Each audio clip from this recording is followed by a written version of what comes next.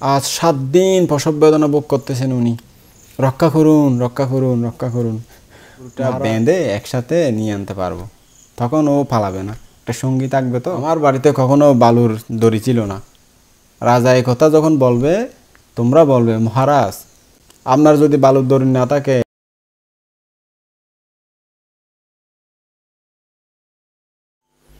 শ্রদ্ধাবান উপাসক উপাসিকাগণ, আপনাদেরকে গত পর্বে বলেছিলাম যে মহাসৎ পণ্ডিতকে আরও পরীক্ষা করার জন্য, তার প্রজ্ঞার, বুদ্ধির, কৌশলের বিষয়ে আরও জানার জন্য নিমমন্ত্রীকে বলে দিলেন, তুমি আরও থাকো, ওকে আরও পরীক্ষা করো, আরও যাচাই বাছাই করো। তবে উনি নির্দেশ দিয়েছিলেন। তো মন্ত্রী মহোদয় ওই মহাসৎ পণ্ডিতের এলাকায় থেকে ওনার বুদ্ধির, কৌশলের, তিনি অসামান্য প্রজ্ঞাগুণী, অসামান্য বুদ্ধিগুণী এবং কীভাবে সব কিছু বিষয় সমাধান করে যাচ্ছিলেন, সমাধান করে দেন। খুব জটিল বিষয় পর্যন্ত, যেটা গ্রামের বড় বড় নেতা কেতারা পর্যন্ত সমাধান করতে পারে না, সেই বিষয়েও তিনি কিভাবে সমাধান করে দিয়ে যাচ্ছেন, সেই বিষয়ে তিনি পর্যবেক্ষণ করতে লাগলেন। বুদ্ধিসত্ত্ব সেই জন্মে প্রজ্ঞার গুণে কত জটিল জটিল বিষয় সমাধান করে দিচ্ছিলেন। তার প্রজ্ঞার, বুদ্ধির, কৌশলের অনেক পরিচয় পাওয়া যায়। তার এই বুদ্ধি কৌশল দেখে অবাক হয়ে গেছিল সবাই। তো শুনুন আপনারা। তো ওই মন্ত্রী মহোদয় দেখতে লাগলেন, পরীক্ষা করতে লাগলেন কি কি বিষয় কীভাবে সমাধান করেন। তো একদিন বোধিসত্ত্ব ওই ক্রীড়াঙ্গনে যাচ্ছিলেন খেলা করার জন্য। এমন সময় একটা শকুন পাখি একটা মাংসের দোকান থেকে, ওখানে টেবিলে যে মাংস রাখা ছিল কেটে কেটে, ওখান থেকে এক টুকরো মাংস নিয়ে আকাশে উড়াল দিল। ও ইহা দেখে ওই তার বন্ধুদের মধ্যে কয়েকটি বালক, যাতে ওই শকুন পাখিটি ভয় পেয়ে ওই মাংসের টুকরাটি ফেলে দেয়, এই উদ্দেশ্যে তাকে দৌড়াতে লাগলো। ডিল টিল মেরে হয় হায় করে দৌড়াতে লাগলো। তো ওই শকুন পাখিটি এদিক সেদিক উঠতে লাগলো আকাশে। তো ওই ছেলেগুলো ওই এদিকে উপরের দিকে তাকিয়ে তাকিয়ে দৌড়াচ্ছে। তো উপরের দিকে ওই পাখিটিকে দেখতেছে আর দৌড়াচ্ছে। এখন নিচের দিকে তো ওখানে পাথর, কঙ্কর টঙ্কর, ইট, গাছের শিকড়, গর্ত মত্ত কী আছে, ওখানে পরে এক একজন আঘাত পেয়ে অবস্থা তাদের খারাপ হয়ে যাচ্ছে। কারণ দেখতেছে ওইদিকে তো দেখতেছে না, নিচের দিকে। তো তাদের এই হুচট টুচট খেয়ে পাটা একদম রক্তাক্ত, একদম হাত টাত অনেক ব্যথা, দুঃখ পেয়ে গেল আর কি, অনেক কষ্ট পেয়ে গেল। তো তাদের এই অবস্থা দেখে বোধিসত্ত্ব তাদেরকে বললেন, বন্ধুরা, তোমরা তো এত দৌড়াইয়ে এত কষ্ট করে ওই শকুন পাখিটির মাংসটি ফেলাতে পারলে না, তো আমি কি ফেলাবো, কি বলো তোমরা? বলছে, ফেলাম তো প্রভু, আপনি পারেন কি না দেখি। তখন বোধিসত্ত্ব ওই উপরের দিকে না তাকিয়ে, ওই পাখিটির দিকে না তাকিয়ে, তার যেখানে ছায়া পড়েছিল ওই ছায়া দেখে ওখানে হঠাৎ করে দৌড়ে গেল। এদিকে চেয়েছে, নিচের দিকে চেয়েছে, হঠাৎ করে ওই ছায়া দেখে দৌড়ে গেল এবং ওখানে তাড়াতাড়ি গিয়ে এমনভাবে চিৎকার দিল, হাত তালে দিল, হই হাই করলো। তার এই চিল্লানি শুনে, চিৎকার শুনে ওই বেচারা পাখিটি হঠাৎ করে এমন করে মাংসের টুকরাটা ফেলে দিয়ে চলে গেল। বোধিসত্ত্ব ছায়া দেখেই বুঝলেন ওই শকুন পাখিটি মাংস ফেলে দিয়েছে। তিনি ওই মাংসটি মাটিতে না পড়ার আগেই আকাশেই ধরে ফেললেন, শূন্যতার মধ্যে ধরে ফেললেন। এই অদ্ভুত কাণ্ড দেখে যারা ওখানে মানুষ ছিল তারা সবাই হাততালি দিতে লাগলো, বাহ বাহ, ছোট বাচ্চার বুদ্ধি দেখো, সাবাস সাবাস বেটা। এতগুলো বাচ্চারা হাঁটু নলা ভেঙে অবস্থা খারাপ হয়ে গেছে, আর এই মহাসৎ পণ্ডিত দেখো, এই মহাসৎ কুমার দেখো কি সুন্দর বুদ্ধিতে মুহূর্তের মধ্যে ওই পাখিটিকে ভয় দেখিয়ে আর হাত পা কোনো আঘাত না লাগিয়ে কীভাবে ওই মাংসর খণ্ডটি তার কাছ থেকে নিয়ে ফেললেন। এই জন্য তো বাবু তোমার নাম মহাসৎ পণ্ডিত এমনি রাখা হয়নি।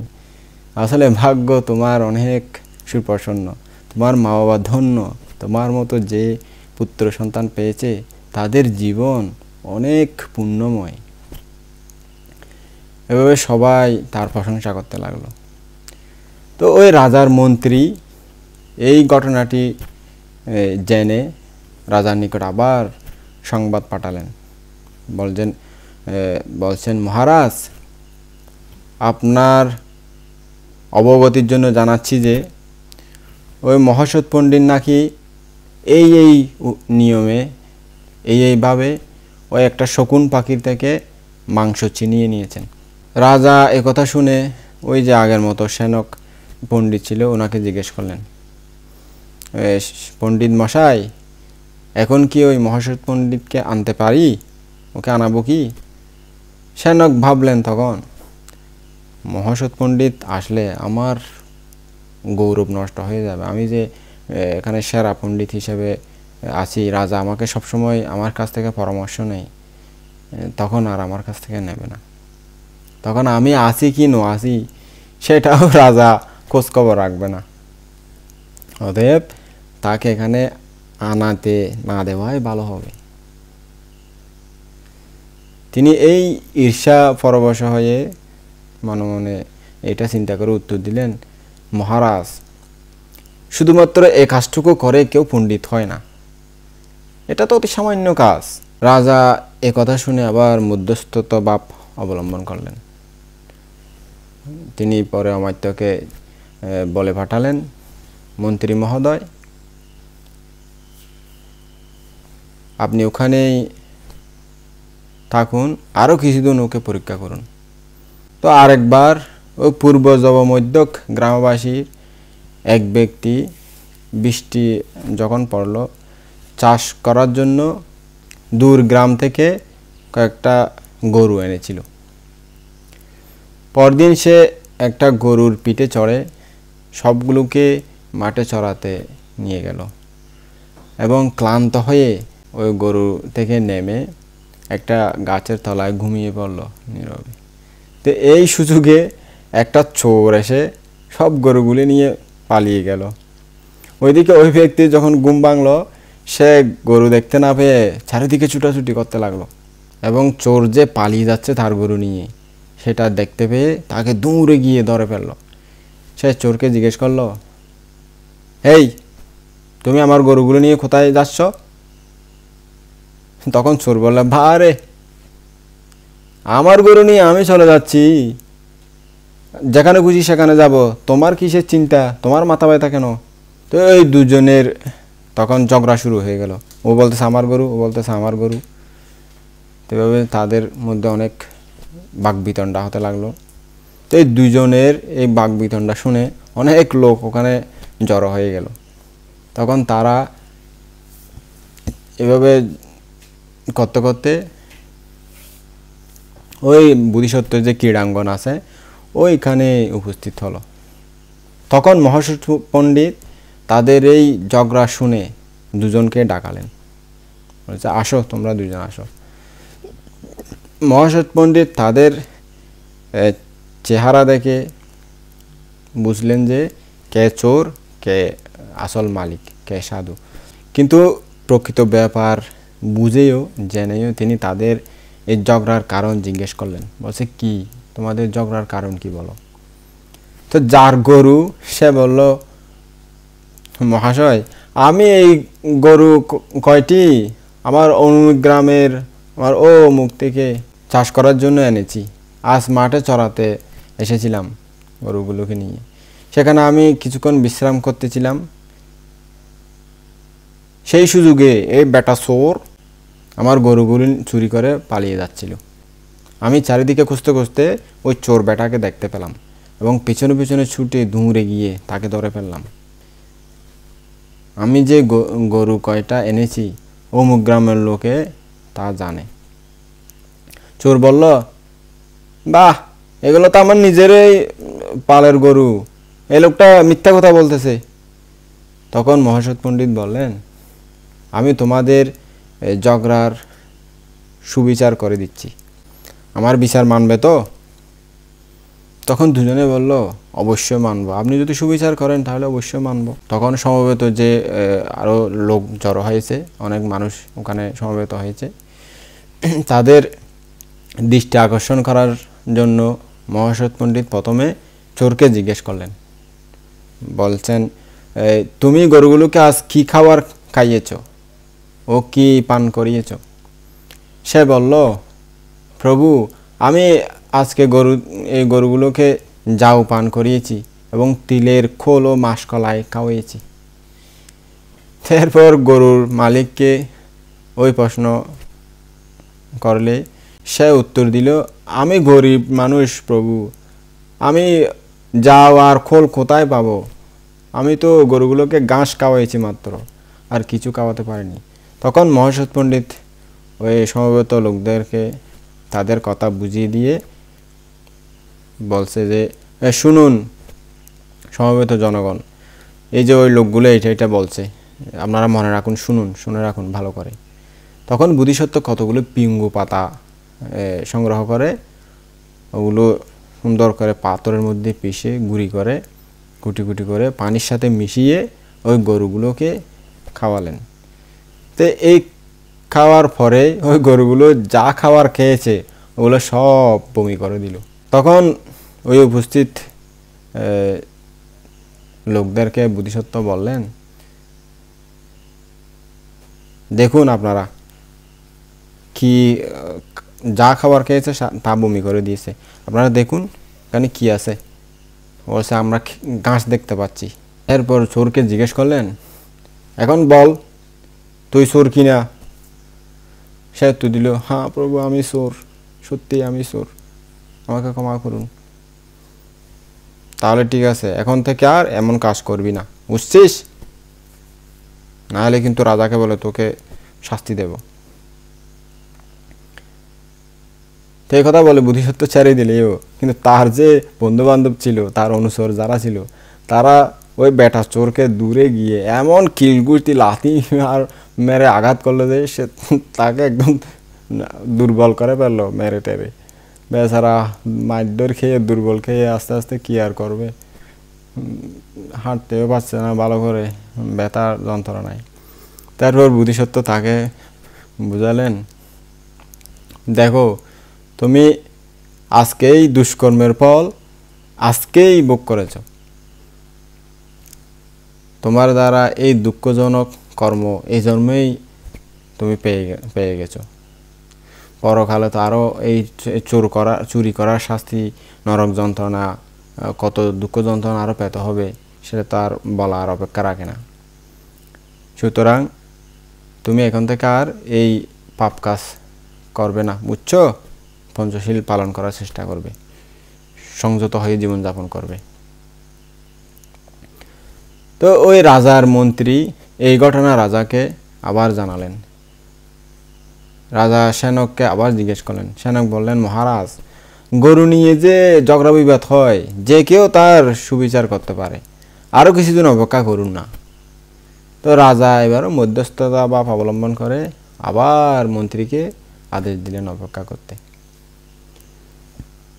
তো আরেকবার এক দুঃখিনী নারী, খুব গরিব মেয়ে, নানান রঙের সুতা দিয়ে একটা গ্রন্থিবন্ধন তৈরি করে উহা গলায় হাড়ের মতো পরত আর কি। সে উহা খুলে নিজের শাড়ির উপর রেখে বোধিসত্ত্ব যেই পুকুরটি খনন করিয়েছিলেন তাতে স্নান করার জন্য নেমেছিল। তো ওই সুন্দর হাড়ের মতো গ্রন্থিটা দেখে এক যুবতী মেয়ের খুব লোভ হলো। সে উহা হাতে নিয়ে বলল, মা, এই হাড়টা বড় সুন্দর হয়েছে, এতে কত খরচ হয়েছে বলো তো? আমিও এরকম একটা হার তৈরি করব, একবার গলায় দিয়ে মাপ নিতে পারি? তো সরল স্বভাবা সেই দুঃখিনী গরিব মেয়েটি বলল, দাও না, তাতে দোষ কি? মাপ লও না, একটা মাপ নিতেও কি সমস্যা? মাপ নিলে তো আর কোনো আমার জিনিসটা ক্ষয় হয়ে যাচ্ছে না। নাও নাও, সমস্যা নাই। তখন ওই যুবতী মেয়েটি ওই হাড়টি গলায় দিয়ে পালিয়ে গেল দৌড়ে। তা দেখে ওই দ্বিতীয় যে যে হাড়টির মালিক, সেই মেয়েটি তাড়াতাড়ি পানি থেকে উঠে ওই কাপড় চোপড় পরে তাড়াতাড়ি দৌড়ে গিয়ে ওই যুবতী মেয়েকে ধরে ফেললো। বলল, আরে তুই আমার তৈরি করা হাড়টি মাপ নেওয়ার জন্য বলে আবার নিজে নিয়ে পালিয়ে যাচ্ছিস কেন রে? তখন যুবতী মেয়েটি বলল, আমি তোর জিনিস নিতে যাব কেন? এ তো আমারই গলার গয়না। তখন এদের মধ্যে এটা নিয়ে অনেক ঝগড়া বিবাদ শুরু হয়ে গেল। এটা উনি বলে আমার, উনি বলে আমার, উনি বলে আমার, উনি বলে আমার। এই তাদের ঝগড়া বিবাদ শুনে অনেক লোক ওখানে জড়ো হয়ে গেল। বোধিসত্ত্ব সেদিনও ওই ছেলেদের সঙ্গে ওই ক্রীড়াঙ্গনে খেলা করতেছিলেন। যখন ওই মেয়ে দুটি ঝগড়া করতে করতে ওই ক্রীড়াশালার নিকটে উপস্থিত হলো, তখন গণ্ডগোল শুনে, তাদের হই হুল্লা শুনে জিজ্ঞেস করলেন, কিসের গণ্ডগোল হচ্ছে এখানে, কি সমস্যা হয়েছে রে? এরপর তাদের ঝগড়ার কারণ জেনে তিনি দুজনকে ডাকালেন। বললেন, আচ্ছা আমি বিচার করে দেব, সেটা মানবে কি? বলছে, হ্যাঁ প্রভু, মানব। আপনি যাই করে দেন তাই মানব। আপনি তো মহাপণ্ডিত, আপনার সুনাম সুখ্যাতি চারিদিকে ছড়িয়ে পড়েছে, তো আপনি যাই বলেন তা আমরা মেনে নেব। তাদের অবস্থা দেখে বোধিসত্ত্ব বুঝতে পারলেন যে আসলে কে চোর নয়। তো জনসাধারণকে তবু বোঝানোর জন্য, সবার সমর্থন পাওয়ার জন্য তিনি প্রথমে ওই যে চুরি করেছে তাকে জিজ্ঞেস করলেন, এই মেয়ে, তুমি এই যে গহনা গলার মধ্যে পরো, তুমি এই গহনায় প্রত্যেকদিন কি সুগন্ধি দ্রব্য মেখে থাকো? কারণ ওই গয়নাটি প্রত্যেকদিন সুগন্ধি মেখে পানির মধ্যে সুগন্ধি মিক্স করে ওখানে ডুবিয়ে সেটা পরিধান করতে, একটা সেন্টের মতো যাতে সুগন্ধি বের হয় আর কি। এই জন্য বোধিসত্ত্ব বলেছিলেন, কি গন্ধ মেখে থাকো। তখন সে বলল, আমার এই গয়নায় প্রতিদিন সর্বসংহারক গন্ধ মেখে থাকি। তখন বোধিসত্ত্ব অন্য যে মেয়েটি আছে তাকে জিজ্ঞেস করলেন, তার যে প্রকৃত মালিক। বলছে, তুমি কি মেখে থাকো? আরে প্রভু, আমি তো গরিব, আমি সর্বসংহারক এত দামি সুগন্ধ দ্রব্য কোথায় পাবো? আমি তো এখানে প্রতিদিন পিয়ঙ্গ ফুলের সুগন্ধ মেখে থাকি। পিয়ঙ্গ ফুলের সুগন্ধে পানিতে ডুবিয়ে মাখিয়ে সেটাই পরিধান করি। ইহা শুনে বোধিসত্ত্ব একটা গামলার মধ্যে পানি আনালেন এবং তার মধ্যে ওই সুতার হাড়টি ফেলে দিলেন।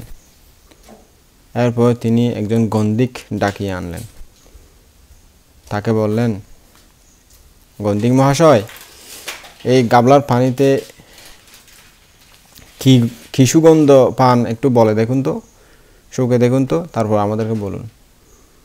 তখন ওই গন্ধিক, অর্থাৎ যিনি গন্ধ শুকে বলতে পারেন আর কি, ওনার ঘ্রাণ শক্তি বেশি, তাই তখন ওদেরকে গন্ধিক বলা হতো। তিনি গন্ধ শুকে বললেন, মহাশয়, এখানে তো পিয়ঙ্গ ফুলের সুগন্ধ পাচ্ছি, এখানে তো কোনো সর্বসংহারকের সুগন্ধ পাচ্ছি না। তখন বোধিসত্ত্ব উপস্থিত লোকদেরকে প্রকৃত ব্যাপার বুঝিয়ে দিলেন এবং ওই চুরি তরুণী মেয়েটিকে জিজ্ঞেস করলেন, বলো তো, তুমি চোর কিনা? সত্যি করে বলো। তখন সে যে চুরি করেছে উনি তা স্বীকার করলেন। বলেন, প্রভু আমাকে ক্ষমা করুন, আমি আর চুরি করবো না, আমাকে মাফ করুন। তখন বলছে, ঠিক আছে, তুমি আর এরকম কাজ করিও না, চুরি করা ভালো না, অন্যের হারের প্রতি কেন লোভ দিচ্ছ, তুমি একটা নিজে গঠন করে নাও না, অন্যের জিনিসের দিকে লোভ দেওয়া ভালো না। তো এরকম বুঝিয়ে ছেড়ে দিলেন। তো এই সময় হতে বোধিসত্ত্বের গুণগরিমা জনসমাজে আরও প্রকাশিত হলো, আরও সবাই জেনে সবাই তার প্রশংসা করতে লাগলো। তো এইবারও ওই শ্যানকের পরামর্শে নিলেন না বোধিসত্ত্বকে। তো আরেকবার একটা কার্পাস ক্ষেত্র রক্ষিকা নারী ওই কার্পাস ক্ষেত্রটি রক্ষা করার জন্য, পাহারা দেওয়ার জন্য ওখানে বসেছিলেন। সেখানে বসে বসেই পরিশুদ্ধ কার্পাস নিয়ে খুব সরু সুতা কেটেছিল। ও কার্পাস তুলা থেকে সুতা যে এরকম কাটে আর কি, ওই সুতার গুলি বুকের কাছে আঁচলে রেখে গ্রামে ফিরে আসতেছিল। পথে বোধিসত্ত্বের কলঙ্কিত ওই পুষ্করিণীতে, ওই পুকুরে স্নান করার জন্য সে তার শাড়িটি খুলে তার উপর ওই সুতার গুলিটা রেখে পানিতে নামলো। ওই সুতা দেখে অন্য একজন নারীর বড়ই লোভ হলো ওটা নেওয়ার জন্য। সে হাতে নিয়ে বলল, বাহ বোন, তুমি তো অতি সুন্দর সুতা কেটেছো, খুব সুন্দর হয়েছে তোমার সুতা কাটা। ওই তুলা থেকে সুতা বের করেছে আর কি। এরপর সে চুড়ি দিয়ে ওই সুতার গুলিটা যেন ভালো করে দেখার জন্য নিজের কোলের কাছে তুলে নিল এবং নিয়েই হঠাৎ দৌড়ে পালাতে লাগলো। তো পালাতে পালাতে ও আবার দৌড়ে গিয়ে ধরে ফেললো। তারপর বোধিসত্ত্বের ক্রীড়াঙ্গনের পাশে যেতে বিস্তর লোক ওখানে জমা হলো। ওখানে জমা হয়ে জিজ্ঞেস করলো, কী সমস্যা, কী সমস্যা? তখন বলছে এই সমস্যা। তখন বোধিসত্ত্ব ওই আগের ঘটনার মতো সবাইকে বুঝিয়ে দিয়ে বলছে, ঠিক আছে, আমি বিচার করে দিলে মানবে তো? বলছে মানবো, ঠিক আছে। ওই একজন উনি বলছে আমার, উনি বলছে আমার, এরকম আর কি। তো বলছে মানবো, আপনি তো পণ্ডিত মশাই, আপনি পণ্ডিত যেহেতু সুন্দর করে বিচার করে দেবেন, আমরা মানব।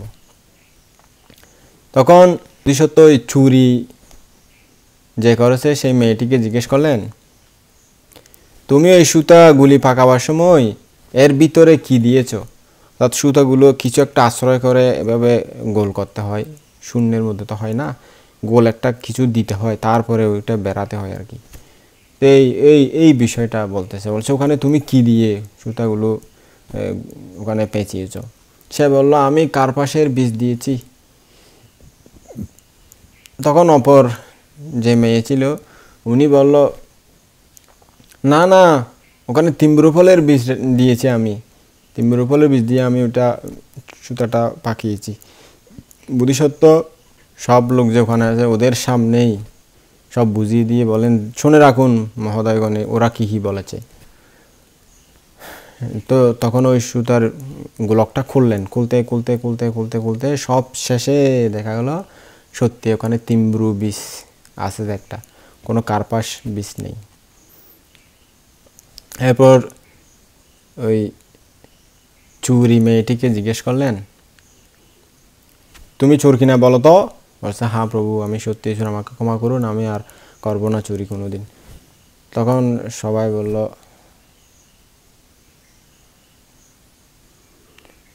তখন বোধিসত্ত্ব বলছে, ঠিক আছে, আর চুরি করবে না, যাও, এরকম মানুষের জিনিসের প্রতি লোভ দিয়ে না। তোকে বলে ছেড়ে দিলেন, ওই মেয়েটি চলে গেল।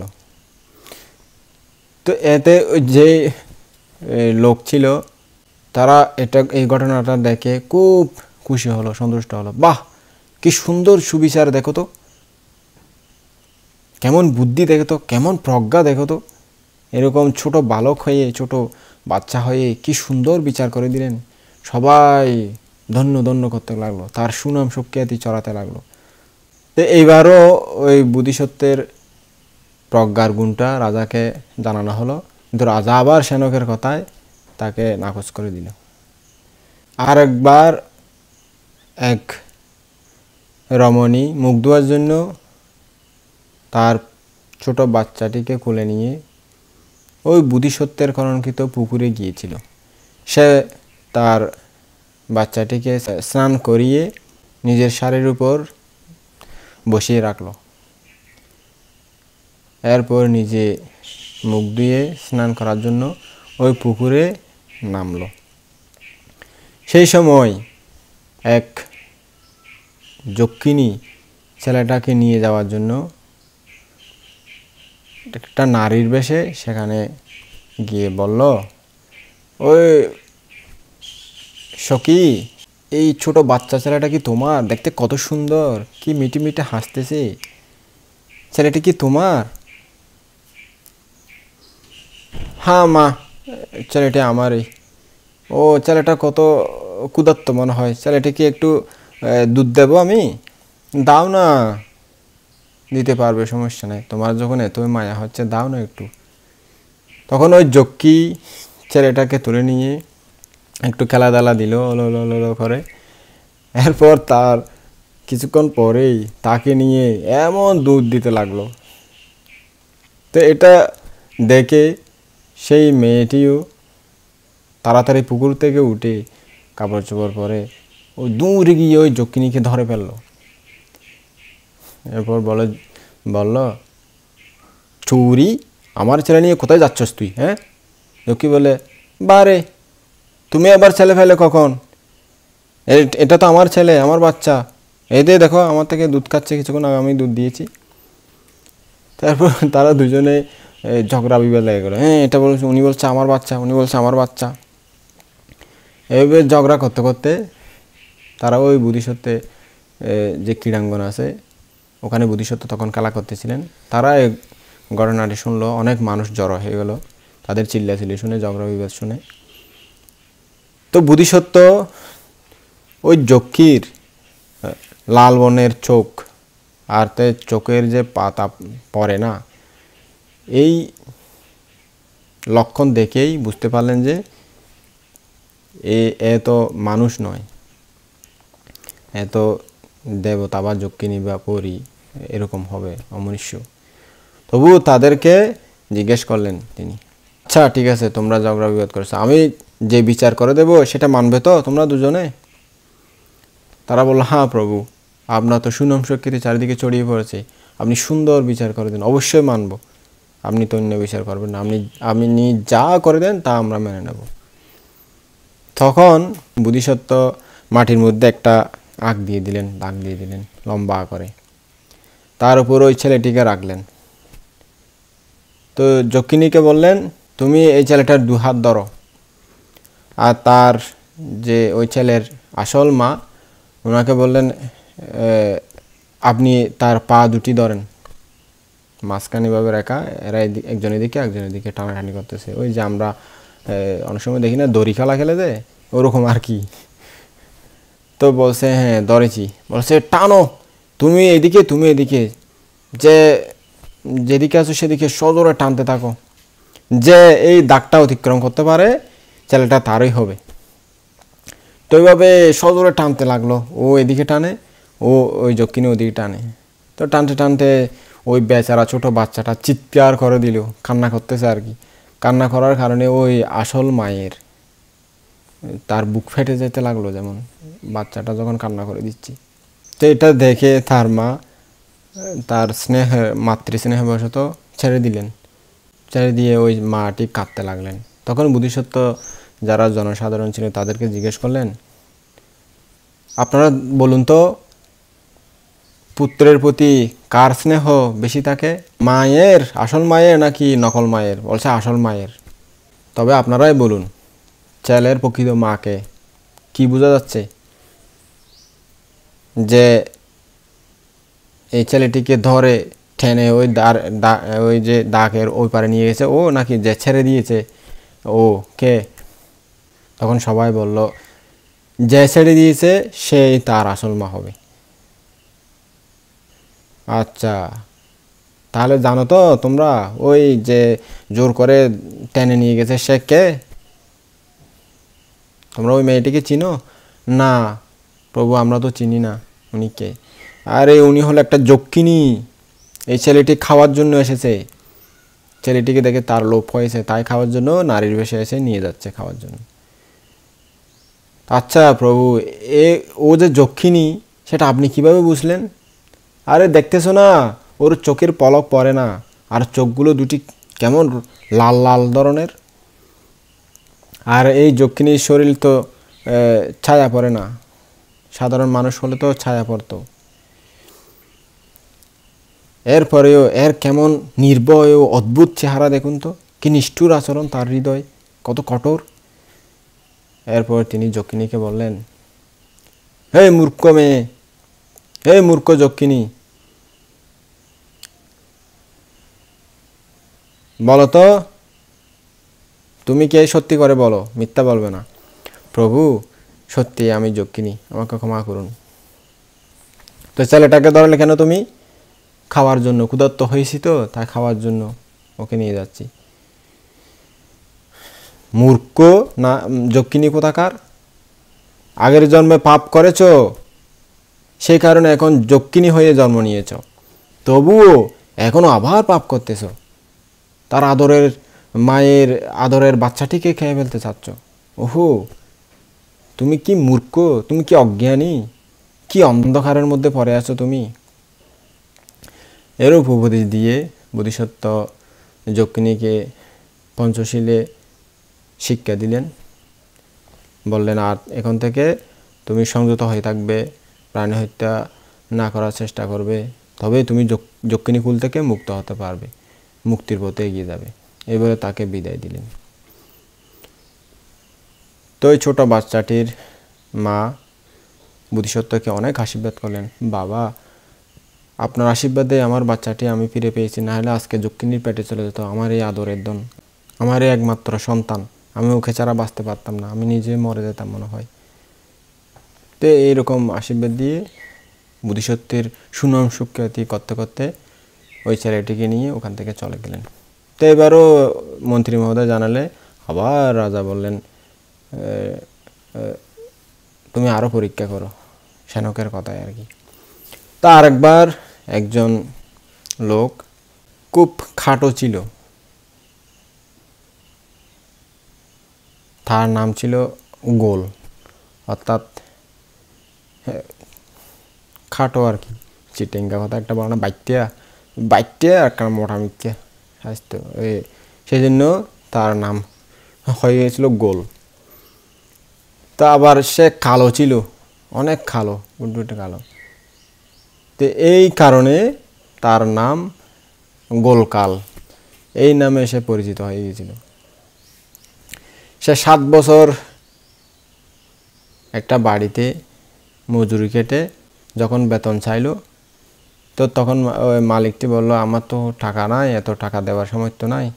তো বলছে, কি, আমি তোমার বাড়িতে খেটেছি, এত বছর চাকরি করেছি, আমার টাকা দাও। বলছে, টাকা নাই, তাহলে আমি বিচার দেবো। তো বিচার দিলে তো সমস্যা। তখন বলছে, ঠিক আছে, বিচার দিও না, দাও, আমার একটা সুন্দরী মেয়ে আছে, তুমি ওকে নিয়ে যাও, তোমাকে ওকে দিয়ে দিলাম, তোমার বউ হিসাবে তুমি ওকে বিয়ে করে নিয়ে যাও। তখন সে চিন্তা করলো, বাহ, সমস্যা কি, একটা মেয়ে পেয়ে গেলাম, মেয়ে তো সুন্দর, অনেক লম্বা, টল পিকার। তো ওনার ওই মেয়েটির নাম ছিল দীর্ঘতালা, তার যেহেতু লম্বা সেজন্য তার নাম দিয়েছিল দীর্ঘতালা। তা একদিন ওই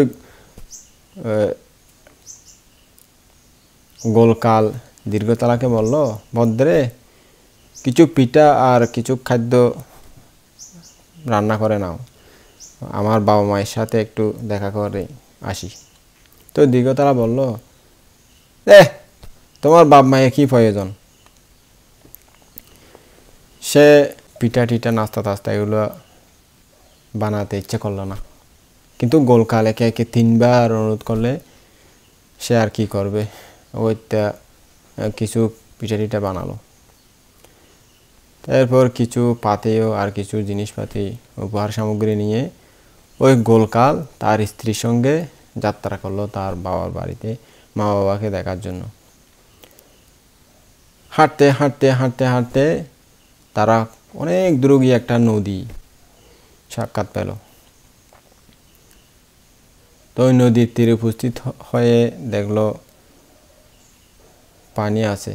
নদীটা কিন্তু অগভীর ছিল, অর্থাৎ পানি বেশি, পানি থাকলে সেটা হেঁটে পার হওয়া যায়, কিন্তু তারা ওই পানির ভয়ে ওই নদীতে পার হতে সাহস করলো না, তখন ভয় লাগতেছে আর কি। ওই নদীর কূলে দাঁড়িয়ে আছে। ওই সময় দীর্ঘপৃষ্ঠ নামে এক দুর্দশাগ্রস্ত ব্যক্তি ওই নদীর ধার দিয়ে যাচ্ছিল। অর্থাৎ লম্বা, সে দীর্ঘ, পিঠটা অনেক লম্বা আর কি, সেজন্য তার নাম দীর্ঘপৃষ্ঠ হয়ে গেছে। তাকে দেখে গোলকালো তার স্ত্রী জিজ্ঞেস করলো, ভাই এই নদীটা কি বেশি গভীর নাকি হেঁটে পার হওয়া যাবে? পানি তো যে কালো কালো দেখা যাচ্ছে।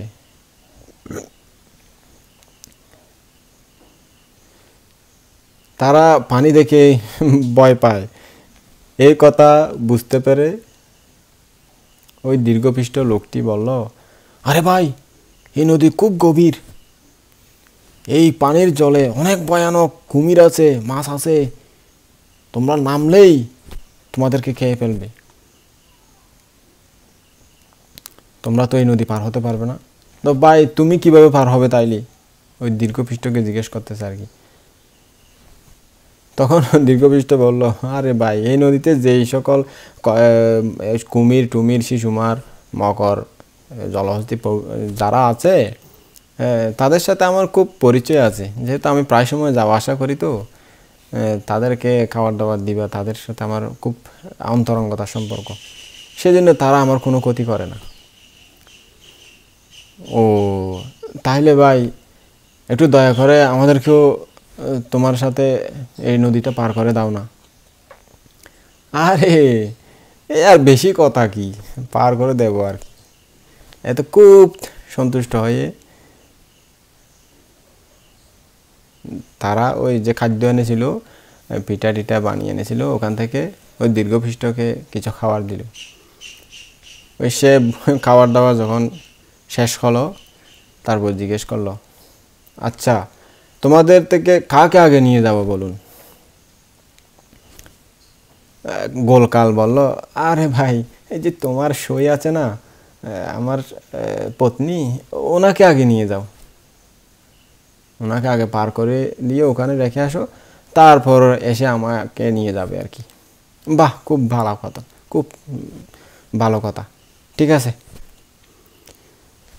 এই বলে ওই দীর্ঘপৃষ্ঠ ওই মেয়েটিকে, তার গোলকালের স্ত্রীকে কাঁধে নিয়ে ওই যেগুলো পিঠা টিঠা খাবার টাবার ছিল আর উপহার সামগ্রী ছিল, ওগুলো সব হাতে নিল আরেক হাতে, এবং ওই নদীতে নেমেই কিছুক্ষণ হেঁটে কিছু দূর যাওয়ার পর একদম হাঁটুতে বর দিয়ে বসে পড়লো, যাতে ওই ডুবে যায়, এতটুকু পর্যন্ত ডুবে গেছে, মানে হাঁটু যখন বর দিছে, নদীর পানি বেশি দেখা যাচ্ছে আর কি, ডুবে গেছে। তো এইভাবেই হাঁটতে লাগলো। তো গোলকাল সে তীরে দাঁড়িয়ে ভাবতে লাগলো, আরে দেখো তো, আসলে সত্যি তো নদীটা কত গভীর, দীর্ঘপৃষ্ঠ ওই লোকটি কত লম্বা, সে এত লম্বা হয়েও যখন এতটুকু পর্যন্ত ডুবে গেছে, তখন আমি তো কিছুতেই পার হতে পারতাম না। হায় রে হায়, ভাগ্যবালা দীর্ঘপৃষ্ঠ এখানে এসেছিল, নাইলে আমরা দুজনে এখানে দাঁড়িয়ে থাকতাম। তো ওই দিকে ওই প্রতারক দীর্ঘপৃষ্ঠ কী করলো দেখুন, ওই দীর্ঘপৃষ্ঠ নদীর মাঝখানে গিয়ে ওই যখন ওই গোলকালের স্ত্রী দীর্ঘতালাকে কাঁধের মধ্যে নিয়ে যাচ্ছিল, তখন ওকে বলল, ভদ্রে, আমি তোমার ভরণ পোষণ করব, তুমি দামি দামি কাপড় চোপড় পরে অনেক চাকর চাকরানি বৃত হয়ে থাকবে আমার এখানে থাকতে পারলে, তোমাকে সুন্দর করে রাখবো সবসময় সাজিয়ে গুছিয়ে, তোমার কোনো কাজ করতে হবে না, তুমি শুধু রাজরানীর মতো সুখেই থাকবে। ওই বামনটা তোমায় কি সুখ দিতে পারবে, যে বাইকটা মানুষিতে কি সুখ দিতে পারবে হতো তোমারে, আয় যে হরিয়াং করো, আমি যা বলি তাই করো, বুঝছো? তো তোমাকে আমি সারা জীবন সুখেই রাখবো। ওই কথা শুনে দীর্ঘতালা ওই সুখের আশায় তার মন এবং উতলা হয়ে গেল। তো স্বামীর প্রতি তার ভালোবাসা কচুপাতার পানির মতো ঝরে পড়ে গেল, একদম শূন্য হয়ে গেল। ওই দীর্ঘতালার সাথে থেকে সুখে থাকবে এই চিন্তায় তার প্রেমে পড়ে গেল আর কি, তার কথা শুনে। তখন সে বলল, জানো সত্যি তুমি যদি আমাকে কখনো ত্যাগ না করো তাহলে তুমি যা বলবে তাই করব, আমাকে ত্যাগ করবে না তো আবার কোনো দিন? আরে না না, তোমাকে কেন ত্যাগ করব? তোমার মতো সুন্দরী মেয়েকে কি কোনো কেউ ত্যাগ করে? তারপরে এরকম আলাপ সালাপে একজন একজনের প্রতি আকৃষ্ট হয়ে গেল, তাদের ভালোবাসা উৎপন্ন হয়ে গেল। তারপর ওই নদীটা পার হয়ে ওখানে দুজনেই তাদের প্রেম নিবেদন করতে লাগলো, আমোদ প্রমোদ একটু এনজয় করতে লাগলো আর কি। তখন ওরা ওই নদী পাড় থেকে গোলকালকে বললো, এই গোলকাল তুমি ওখানে থাকো, ওখানে থাকো। একথা বলে তার সামনে সে দেখে মতো ওই খাবার দাবার পিঠা টিঠা যা তার গোলখালের মায়ের জন্য বানিয়ে নিয়ে যাচ্ছিল সেগুলো সব ওকে ও দেখে মতো খেয়ে ফেলতেছে। তো চিৎকার করে বলতেছে, আরে এগুলো খাইও না, এগুলো আমার মায়ের জন্য নিয়ে যাচ্ছি, এগুলো খাইও না প্লিজ। ওই দীর্ঘতলা তুমি এটা কি করতেছো? আমার মাকে এতদিন পরে দেখতে যাচ্ছি, আমার বাবাকে এতদিন পরে দেখতে যাচ্ছি, তুমি খাবারগুলো খেয়ে ফেলতেছো। আরে ভাই দীর্ঘতলা আমাকে নিতে আসো না। আরে ভাই কখন তোমাকে নিতে আসবো, এই যে আমরা চলে যাচ্ছি। তো এইভাবে তারা দুজনেই খাবার দাবার খেয়ে ওগুলো সব নিয়ে আর জিনিসপাতিগুলো ওই দুজনে একসাথে পালাতে লাগলো। তখন ওই গোলকাল চিৎকার করে বলতে লাগলো, ওই দীর্ঘতলা আমাকে ছেড়ে পালিও না, তোমার মা বাবা থেকে কষ্ট করে পেয়েছি তোমাকে, আমাকে ছেড়ে পালাচ্ছ কেন, আমি তোমার স্বামী। তার কথা না শুনে তারা পালিয়ে যাচ্ছে। তখন তাদেরকে ফেরানোর জন্য ওই গোলকাল লোকটি বেচারা নদীতে একটু নামতে চেষ্টা করলো, আবার ভয় পেয়ে একটু উঠে গেল। ওরা দেখতে চলে যাচ্ছে, আরে বাঁচি মরি, যা হবে তা হবে, এমন লাফ দিল নদীতে। দেখতেছে আরে পানি কম, আরে ওরা তো আমাকে ঠকালো দেখতেছি। তখন দূরে তাড়াতাড়ি গিয়ে চিৎকার করতে করতে ওকে ধরে ফেললো। অনেক দূরে দূরে জান পরাণ দিয়ে দৌড়তেছে তার স্ত্রীকে পাওয়ার জন্য। দৌড়তে দৌড়তে বেচারা অনেক দূরে, ওই ওরাও দৌড়তে দৌড়তে ওই বোধিসত্ত্বের ক্রীড়াঙ্গন যেখানে আছে সেই পাশাপাশি চলে গেল। তো ওখানে গিয়ে ধরে ফেললো। তখন বলে, বেটা চোর, আমার স্ত্রীকে নিয়ে তুই কোথায় যাচ্ছিস? তখন সে উত্তর দিল, ভালো রে পাজি, দুষ্ট বাইকটা মানুষ হরিয়ার, তোর স্ত্রী হতো ভাইজ দে, তোর বউ হতো ভাইজ দে, তার বউ। ওই দীর্ঘ পৃষ্ঠ লোকটি তার গলা ধরে এমন পাক দিল, ধাক্কা দিয়ে দিল, সেই ধাক্কায় পড়ে গেল মাটিতে। তো গোলকাল দীর্ঘতলার হাত ধরে বলল, থামো, যাও কোথায় তুমি? তুমি আমার স্ত্রী না? তোমার ঘরে 7 বছর মজুরি কেটে তোমাকে পেয়েছি অনেক কষ্টের বিনিময়ে, টাকা ছাড়া, টাকাও দেয়নি, তোমাকে দিয়েছে, তুমি আমাকে ছেড়ে কোথায় যাচ্ছ? তে এরকম করতে করতে ঝগড়া করতে করতে তখন ওই বোধিসত্ত্বের যে ক্রীড়াঙ্গনে খেলা করতেছিল সেখান থেকে শুনতে পেলেন তাদের ঝগড়া।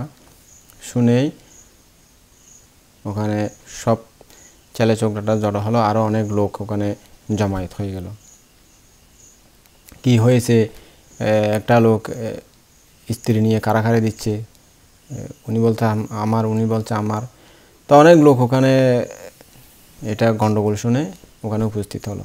তখন বোধিসত্ত্ব এদের এই গণ্ডগোল শুনে জিজ্ঞেস করলো, কি হয়েছে রে তোমাদের মধ্যে, কি এত ঝগড়া বিবাদ করতেছো? তখন তারা বলতেছে, প্রভু দেখুন না, উনি আমার স্ত্রীকে নিয়ে পালাচ্ছে। বলছে, উনি আমার স্ত্রী। এরকম দুজনেই ঝগড়া করতেছে, হ্যাঁ এটা আমার, উনি আমার। তখন দুজনকে বোধিসত্ত্ব ডাকালেন, বলছি কি সমস্যা? এই সমস্যা, আচ্ছা ঠিক আছে, আমি যে বিচার করে দেবো তোমরা দুজনে মানবে তো? বলছে, হ্যাঁ প্রভু মানব, আপনি তো অনেক জ্ঞানী, আপনার সুনাম সুখ্যাতি চারিদিকে ছড়িয়ে পড়েছে, আপনি যা বিচার করে দেন আমরা মানব। তখন বোধিসত্ত্ব প্রথমে ওই দীর্ঘপৃষ্ঠকে ডেকে জিজ্ঞেস করলেন, এক পাশে নিয়ে গিয়ে বলছে, তোমার নাম কি? সে উত্তর দিল, আমার নাম দীর্ঘপৃষ্ঠ। তো তোমার স্ত্রীর নাম কি বলো? সে তো স্ত্রীর নাম জানতো না, কারণ দূরে নিয়ে হঠাৎ পালাচ্ছে, নাম তো জিজ্ঞেস করেনি। সেই জন্য তার মনে যা আসলো সেরকম একটা মেয়ের নাম বলে দিল আর কি। তখন বোধিসত্ত্ব বলল, আচ্ছা তোমার মা বাবার নাম কি? সে বলল, আমার মার নাম অমুক, বাবার নাম অমুক। তো তোমার স্ত্রীর মা বাবার নাম কি? সে তো তার স্ত্রীর মা বাবারও নাম জানে না, যেহেতু চুরি করে নিয়ে যাচ্ছে। সে আবুল তাবুল দিয়ে একটা দুইটা নাম বলে দিল আর কি, মার নাম একটা, বাবার নাম একটা বলে দিল, শ্বশুর শাশুড়ির নাম। তো বোধিসত্ত্ব ওই দীর্ঘ পৃষ্ঠের যে কথাগুলো বলেছে, যার নাম বলেছে, তা সুন্দর করে একটা জায়গার মধ্যে লিখে লাগলেন এবং সেখান থেকে তাকে সরালেন। তারপরে গোলকালকে ডাকলেন, বলছে আসো। তো ওখানে নীরবে নিয়ে গিয়ে তাকেও নাম জিজ্ঞেস করলেন, তোমার নাম কি? সে বললো, আমার নাম গোলকাল। তো তোমার স্ত্রীর নাম কি? বলছে, আমার স্ত্রীর নাম দীর্ঘতালা, সঠিক নামটা বললো আর কি। বলছে, তোমার মা বাবার নাম কি? বলছে, আমার মা বাবার নাম অমুক। তো তোমার স্ত্রীর মা বাবার নাম কি? বলছে, আমার স্ত্রীর মা বাবার নাম। যেহেতু সে 7 বছর কাজ করেছে, তার মা বাবার নাম সে জানে, সত্যিটা সে বলল। তো ওগুলো বোধিসত্ত্ব একটা জায়গার মধ্যে লিখে রাখলেন। তারপর তাকে বিদায় দিলেন। তারপর দীর্ঘতালাকে ডেকে আনলেন ওখানে। তো তাকে জিজ্ঞেস করলেন, তোমার নাম কি? তখন সে বলল, আমার নাম দীর্ঘতালা। তো বলছে, তোমার স্বামীর নাম কি? সে তো আর ওই দীর্ঘ পৃষ্ঠের নাম জানে না, নাম তো জিজ্ঞেস করেনি, অর্ধেকের মধ্যে পালিয়ে যাচ্ছে। সে গোলকালও বলেনি, অন্য একটা নাম বলে দিল আর কি। এখনও বলছে, আচ্ছা তারপর তোমার মা বাবার নাম কি? অমুক। তোমার শ্বশুর শাশুড়ির নাম কি? তোমার স্বামীর মা বাবার নাম কি? সে একটা আবুল তাবুল বলে দিল, মিলছে না। তখন বোধিসত্ত্ব ওই 2জন পুরুষকে ডাকিয়ে আনলেন এবং জনসাধারণ যেখানে আছে সেখানে এনে সকল মানুষকে জিজ্ঞেস করলেন, এই রমণী যা বলতেছে তার সাথে দীর্ঘ পৃষ্ঠের কথার মিল আছে না গোলকালের কথার মিল আছে? সকলে উত্তর দিল, আমরা তো দেখেছি কে কি বলেছে, ওর কথার সাথে তো গোলকালের কথাই মিল আছে। তো ইহা শুনে বোধিসত্ত্ব বললেন, গোলকালই এর প্রকৃত স্বামী, ওই অপর ব্যক্তি চোর, ওর স্ত্রীকে চুরি করে নিয়ে যাচ্ছে, তারা বুদ্ধি করে পালিয়ে যাচ্ছে। তখন দীর্ঘপৃষ্ঠকে বলেন, এই সত্যি করে বল তুই চোর কিনা, নাহলে তোর গদ্দান চলে যাবে। বেশি উল্টাপাল্টা বললে সে ভয়ে বললো, হ্যাঁ হ্যাঁ প্রভু, আমি প্রকৃত চোর, এই কারণে। তখন বললো, হ্যাঁ বেটা চোর, এভাবে তুই অন্যের স্ত্রী নিয়ে চলে যাচ্ছিস?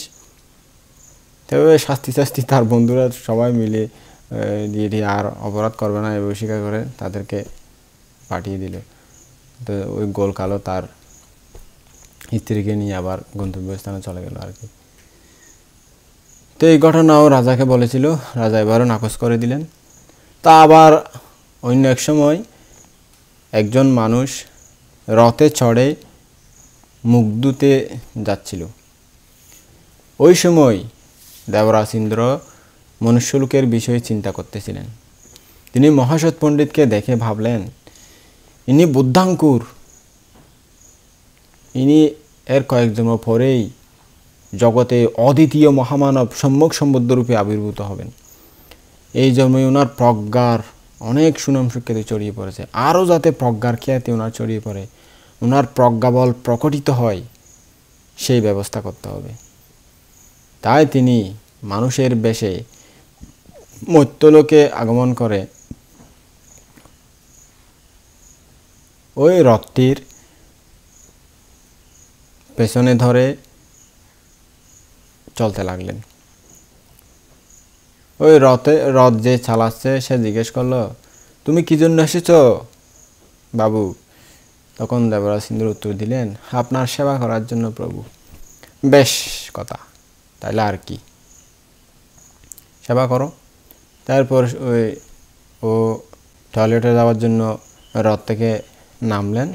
তো এই সুযোগে ওই রথে চড়ে দেবরাজ ইন্দ্র দ্রুত চালিয়ে রথটি নিয়ে যেতে লাগলেন। রথের মালিক টয়লেট সেরে এসে দেখলেন যে ওই লোকটি যে তার সেবা করতে চাইছিল সে রথ নিয়ে পালিয়ে যাচ্ছে। সে দৌড়ে তাড়াতাড়ি গিয়ে বলল, ওই থামো থামো থামো, আমার রথ নিয়ে কোথায় যাচ্ছ? তখন ইন্দ্র রাজা বললেন, আরে তোমার রথ কোথায় পেলে আবার? এটা তোমার রথ হবে কেন? এটা তো আমার রথ। তখন তখন তো আর রথের নাম্বার লেখা থাকতো না, এখন তো গাড়িটার নাম্বার লেখা থাকে। তখন কি করবে আর, দুজনেই ঝগড়া লেগে গেল। বলছে এটা আমার রথ, ও বলছে এটা আমার রথ, বলছে আমার রথ, বলছে আমার রথ। এটা করতে করতে দুজনে ওই বোধিসত্ত্বের ক্রীড়াশালার পাশে এসে উপস্থিত হলো। ওই দেবরাজ ইন্দ্রকে আসতে দেখেই বোধিসত্ত্ব বুঝে ফেললেন ইনি তো দেবরাজ ইন্দ্র, কারণ এর আকার ইঙ্গিতে ভয়ের কোনো ভাব নেই, চোখেও নিমিষহীন। অতএব অন্য ব্যক্তি যে রথের মালিক তা জানতে তার আর কোনো সন্দেহ রইল না। তবুও তিনি এই ঝগড়া বিবাদের কারণ জিজ্ঞেস করলেন। বলছে, কি হয়েছে রে তোমাদের মধ্যে?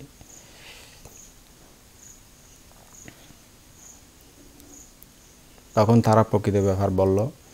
তখন বোধিসত্ত্ব বললেন, আচ্ছা ঠিক আছে, আমি বিচার করে দিলে মানবে তো? বলছে, হ্যাঁ প্রভু, অবশ্যই মানব। তাদেরকে এভাবে অঙ্গীকার করিয়ে বললেন, আচ্ছা ঠিক আছে, আমি রথ চালাবো, তোমরা দুজনের মধ্যে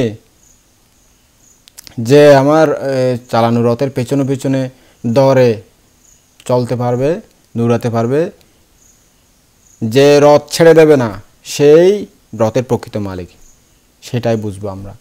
কিন্তু যে ছেড়ে দেবে সে রথের প্রকৃত মালিক নয়, সেটাই জেনে নেব। তারপর তিনি একজন ব্যক্তিকে নির্দেশ দিলেন, এই তুমি রথ চালাতে জানো তো? হ্যাঁ জানি। যা চালাও তো, রথটা সজোরে চালাও, যেরকম তুমি স্পিডে চালাতে পারো সেভাবে চালাও। সে লোকটা রথে উড়ে এমন রথ চালানো শুরু করলো, তো ওর পেছনে ওই বাদী বিবাদী রথ এভাবে ধরে পেছনে পেছনে দৌড়াতে লাগলো। কিন্তু রথ তো স্পিড বাড়তে লাগলো আস্তে আস্তে। ঘোড়াকে যখন চাবুক মারে রথ আরও স্পিডে দৌড়ে। কিন্তু দৌড়াতে দৌড়াতে কিছু দূর দৌড়ানোর পর যে রথের প্রকৃত মালিক সে ঘেমে ঠেমে দৌড়াতে একদম দুর্বল হয়ে গেল, সে আর দৌড়াতে পারতেছে না। সে রথ ছেড়ে দিয়ে ওখানে দাঁড়িয়ে রইল, আমি পারবো না, নিঃশ্বাস যেন বের হচ্ছে না আর। কিন্তু ওই আরেকজন, যেটা দেবরাজ ইন্দ্র মানুষের বেশে এসেছিল সে রথের সঙ্গে সমান তালে দৌড়াতে লাগলো। রথ যখন ওই রাস্তা দিয়ে ঘুরে আবার ফিরে আসলো, তখনও ওই রথটা ধরেই ছিল, একটু ছেড়ে দেয়নি। তখন বোধিসত্ত্ব ওখানে সমবেত লোকদেরকে বললেন, দেখুন এই ব্যক্তি একটু গিয়েই রথ ছেড়ে দাঁড়িয়ে আছে, আর আরেক ব্যক্তি রথের সঙ্গে পুরো একসাথে ঘুরে এসে এখানে পর্যন্ত এসে গেছে, একটু রথ ছেড়ে দেয়নি। তবুও এর শরীরে কোনো ঘাম নেই, কোনো দুর্বলতা নেই, কোনো শরীরের ভাবভঙ্গি সব ঠিক আছে, কোনো কিছু নেই। এর নিঃশ্বাস প্রশ্বাসও স্বাভাবিক অবস্থায় আছে, এর মুখের কোনো ভয়ের চিহ্ন মাত্র নেই, চোখেও পলক ফিরে না। দেখুন তো আপনারা, ইনি কোনো মানুষ নয়, আপনারা চিনে রাখুন, উনি দেবরাজ ইন্দ্র। তারপর তিনি বোধিসত্ত্ব জিজ্ঞেস করলেন ওই লোকটিকে, আর বলুন তো আপনি সত্যি দেবরাজ ইন্দ্র কিনা? তখন কি দেবরাজ ইন্দ্র আর মিথ্যা বলবে কেন, ধরা খেয়ে গেছে, বলছে, হ্যাঁ প্রভু, সত্যি আসলে আমি দেবরাজ ইন্দ্র। তা আপনি কি উদ্দেশ্যে এখানে এসেছেন? বলছে, প্রভু আপনার প্রজ্ঞা প্রকটিত করার জন্য, আপনার প্রজ্ঞাকে সর্ব লোকের সামনে তুলে ধরার জন্য, সবাই যাতে আপনার প্রজ্ঞার কথা জানতে পারে। ও তাহলে ঠিক আছে, উত্তম কথা, কিন্তু আপনি আর কখনো এরকম করবেন না ইন্দ্র রাজা। তখন দেবরাজ ইন্দ্র নিজের অনুভব প্রদর্শন করে আকাশে শূন্যের মধ্যে উঠে গেলেন। ওখান থেকে বললেন, বাহ বাহ, আপনি সুন্দর করে এই বিচারের সুমীমাংসা করেছেন। আপনার প্রজ্ঞা বলে আপনি যে সুন্দর বিচার করে দিয়েছেন, আর কেউ এই জগতে পারবে না, রাজাদের দ্বারাও সম্ভব না। এত বুদ্ধি, এত মেধা, এত কৌশল আপনি প্রয়োগ করেছেন, আপনার প্রজ্ঞার তুলনা হয় না। ওই যে বলছিলাম, এই জন্য বোধিসত্ত্ব প্রজ্ঞা পারামির শ্রেষ্ঠতা প্রদর্শন করেছিলেন। পুরো দেশনা শুনলে আপনারা বুঝতে পারবেন আরও কত রকম প্রজ্ঞা গুণে বোধিসত্ত্ব কী কী কৌশলে জটিল সমস্যার সমাধান করেছেন। 101 জন রাজাকে কিভাবে তিনি কাবু করেছেন তার প্রজ্ঞা গুণে। তারপর দেবরাজেন্দ্র বোধিসত্ত্বের অনেক প্রশংসা সূচক কথা বলে নিজের বাসস্থানে চলে গেলেন, অর্থাৎ স্বর্গে চলে গেলেন আর কি। তো এবারও ওই মন্ত্রী এ কথা শুনে রাজার নিকট নিজেই চলে গেলেন এবং বললেন, মহারাজ, মহাসৎ পণ্ডিত এইভাবে রথ সংক্রান্ত একটা জটিল বিচারের সুমীমাংসা করেছেন। তার প্রজ্ঞা গুণে দেবরাজ ইন্দ্র পর্যন্ত পরাজিত হয়েছেন। আপনি এমন বিশিষ্ট পুরুষকে এখনো পর্যন্ত চিনতে পারতেছেন না, আপনার কি হয়েছে, ওকে আনতেছেন না কেন? রাজা আবার সেনকের মত জানার জন্য তাকে বললেন, পণ্ডিতকে আনায়ন করব কি মহাশয়? সেনক বললেন, মহারাজ, শুধুমাত্র এতেই কেউ পণ্ডিত হয় না, আপনি আরও অপেক্ষা করুন, আমি আরও পরীক্ষা করে দেখব, তারপর আনার মতো হলে আমি বলবো। তো এরকম কি আর করার, তখন আবার রাজা কিছু বললেন না। অন্য একদিন রাজার মানুষেরা মহাসৎ পণ্ডিতকে পরীক্ষা করার জন্য একটি খদির কাঠের দণ্ড এনে উহাতে এক বৃহৎ প্রমাণ কেটে নিলেন এবং সেই অংশ এমনভাবে সুন্দরভাবে মিস্ত্রি দিয়ে খোদাই করালেন যে তার আগাগোড়া যাতে চিনানো যায়, গোল করে এমনভাবে সুন্দরভাবে কেটে চেটে সুন্দর মার্জিত করলেন, মসৃণ করলেন। তার আগা কোন দিকে গোড়া কোন দিকে এটা বোঝা যায় না, এরকমভাবে বানালেন। এই বানিয়ে তারপরে ওইটা ওই বোধিসত্ত্বর গ্রামে পাঠিয়ে দিলেন, পূর্ব জবমধ্য গ্রামে আর কি।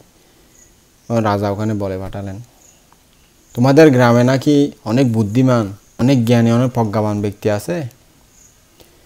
আচ্ছা বলো তো, এই খদির কাঠের ডান্ডাটির মধ্যে কোন দিকে আগা কোন দিকে গোড়া, তা ঠিক করে বলো। যদি না পারো তবে তোমাদেরকে 1000 মুদ্রা দণ্ড দিতে হবে, তা শাস্তি স্বরূপ আর কি। তো গ্রামবাসীরা সবাই সমবেত হয়ে অনেক ভাবলো। তখন তো রাজার ইচ্ছে, যা ইচ্ছে তাই করতে পারে। রাজা বলছে অবশ্যই করে দিতে হবে, নাহলে দণ্ড দিতে হবে। রাজশাসন ওরকমই ছিল। ওই লাঠিটা, মসৃণ লাঠিটা কোন দিকে আগা কোন দিকে গোড়া কিছু বুঝতে পারা যাচ্ছে না। তখন তারা মাথা ঘুরে যাচ্ছে, কি হবে, শুধু শুধু 1000 মুদ্রা দণ্ড দিতে হবে রাজাকে। তখন তারা ওই গ্রামের যিনি নেতা তাকে বলল, প্রভু, মনে হয় এই সমস্যা আমরা সমাধান করতে পারবো না, এর উত্তর একমাত্র মহাসৎ পণ্ডিতই দিতে পারবেন। তাকে ডাকে এনে জিজ্ঞেস করে দেখুন, কি বলেন? মণ্ডল বললেন, ঠিক আছে। তো মণ্ডল মহোদয় মহাসৎ পণ্ডিতকে ক্রীড়াশালা থেকে ডেকে আনলেন এবং রাজার আদেশ জানিয়ে বললেন, বাবা, আমরা তো রাজার প্রশ্নের উত্তর দিতে পারলাম না, তুমি পারবে কি? একটু ভেবে দেখো তো। বলছে কি? বলছে এই সমস্যা। মহাসৎ পণ্ডিত ভাবলেন, কোন দিকে মূল কোন দিকে আগা, ইহা জেনে রাজার কি আশা পূরণ হবে? মনে হয় ওই রাজা আমাকে পরীক্ষা করার জন্যই রাজপুরুষের দ্বারা এই উপায়টি বের করেছেন। তিনি বললেন, সমস্যা নাই, আপনারা এই কাঠের লাঠিটি আমায় দিন, আমি ঠিক করে দিচ্ছি। আচ্ছা ঠিক আছে। তো তখন তিনি ওটি নিয়ে কোন দিকে আগা কোন দিকে গোড়া এটা বুঝতে পারলেন। তবুও সমবেত লোকের প্রত্যয় জানানোর জন্য একটি গাবলার মধ্যে কিছু পানি আনালেন। ওই কদির কাঠের দণ্ডটি মাঝখানে একটা সুতা বেঁধে দিয়ে এভাবে পানিতে ধরলেন। যেদিকে গোড়া ছিল সেদিকে একটু ভারী, তাই প্রথমে ওই গোড়াটি পানিতে ডুবলো, আর যেদিকে আগা সেদিকে যেতে একটু ভারী কম সেটা একটু পরে ডুবলো। তখন বোধিসত্ত্ব সবাইকে জিজ্ঞেস করলেন, আচ্ছা বলুন তো আপনারা, গাছের গোড়া বেশি ভারী নাকি আগা বেশি ভারী? সকলেই উত্তর দিল, গোড়ার দিকেই তো বেশি ভারী হবে, এই দিকে গোড়া, আর যে এইদিকে আগা। এই সংকেতে মহাসত্য ওই কাষ্ঠখণ্ডের মূলের যে আগা গোড়া তাদেরকে দেখিয়ে দিলেন এবং বুঝিয়ে দিলেন। গ্রামবাসীরাও ওই দিকটাই আগা এদিকটাই গোড়া এটা বলে রাজাকে সুন্দর করে পাঠালেন। রাজা সন্তুষ্ট হয়ে জিজ্ঞেস করলেন, এটা কে নির্ণয় করলো, কে বের করলো এই বুদ্ধিটা, কে জানতে পারলো? তারা সত্যিটা বলল। যখন শুনলেন শ্রীবর্ধন শ্রেষ্ঠীর পুত্র কুমার মহাসৎ পণ্ডিত এই প্রশ্নের উত্তর বের করেছেন, তিনি একমাত্র উত্তর দিতে পেরেছেন, আর কেউ বড় বড় মুরব্বীরাও দিতে পারেননি। তখন সেনককে বললেন, এখন সেই পণ্ডিতকে আনা যায় কি? সেনক উত্তর দিলেন, আরে মহারাজ অপেক্ষা করুন না, অন্য কোনো উপায়ে এই পণ্ডিতকে আরও পরীক্ষা করতেছি।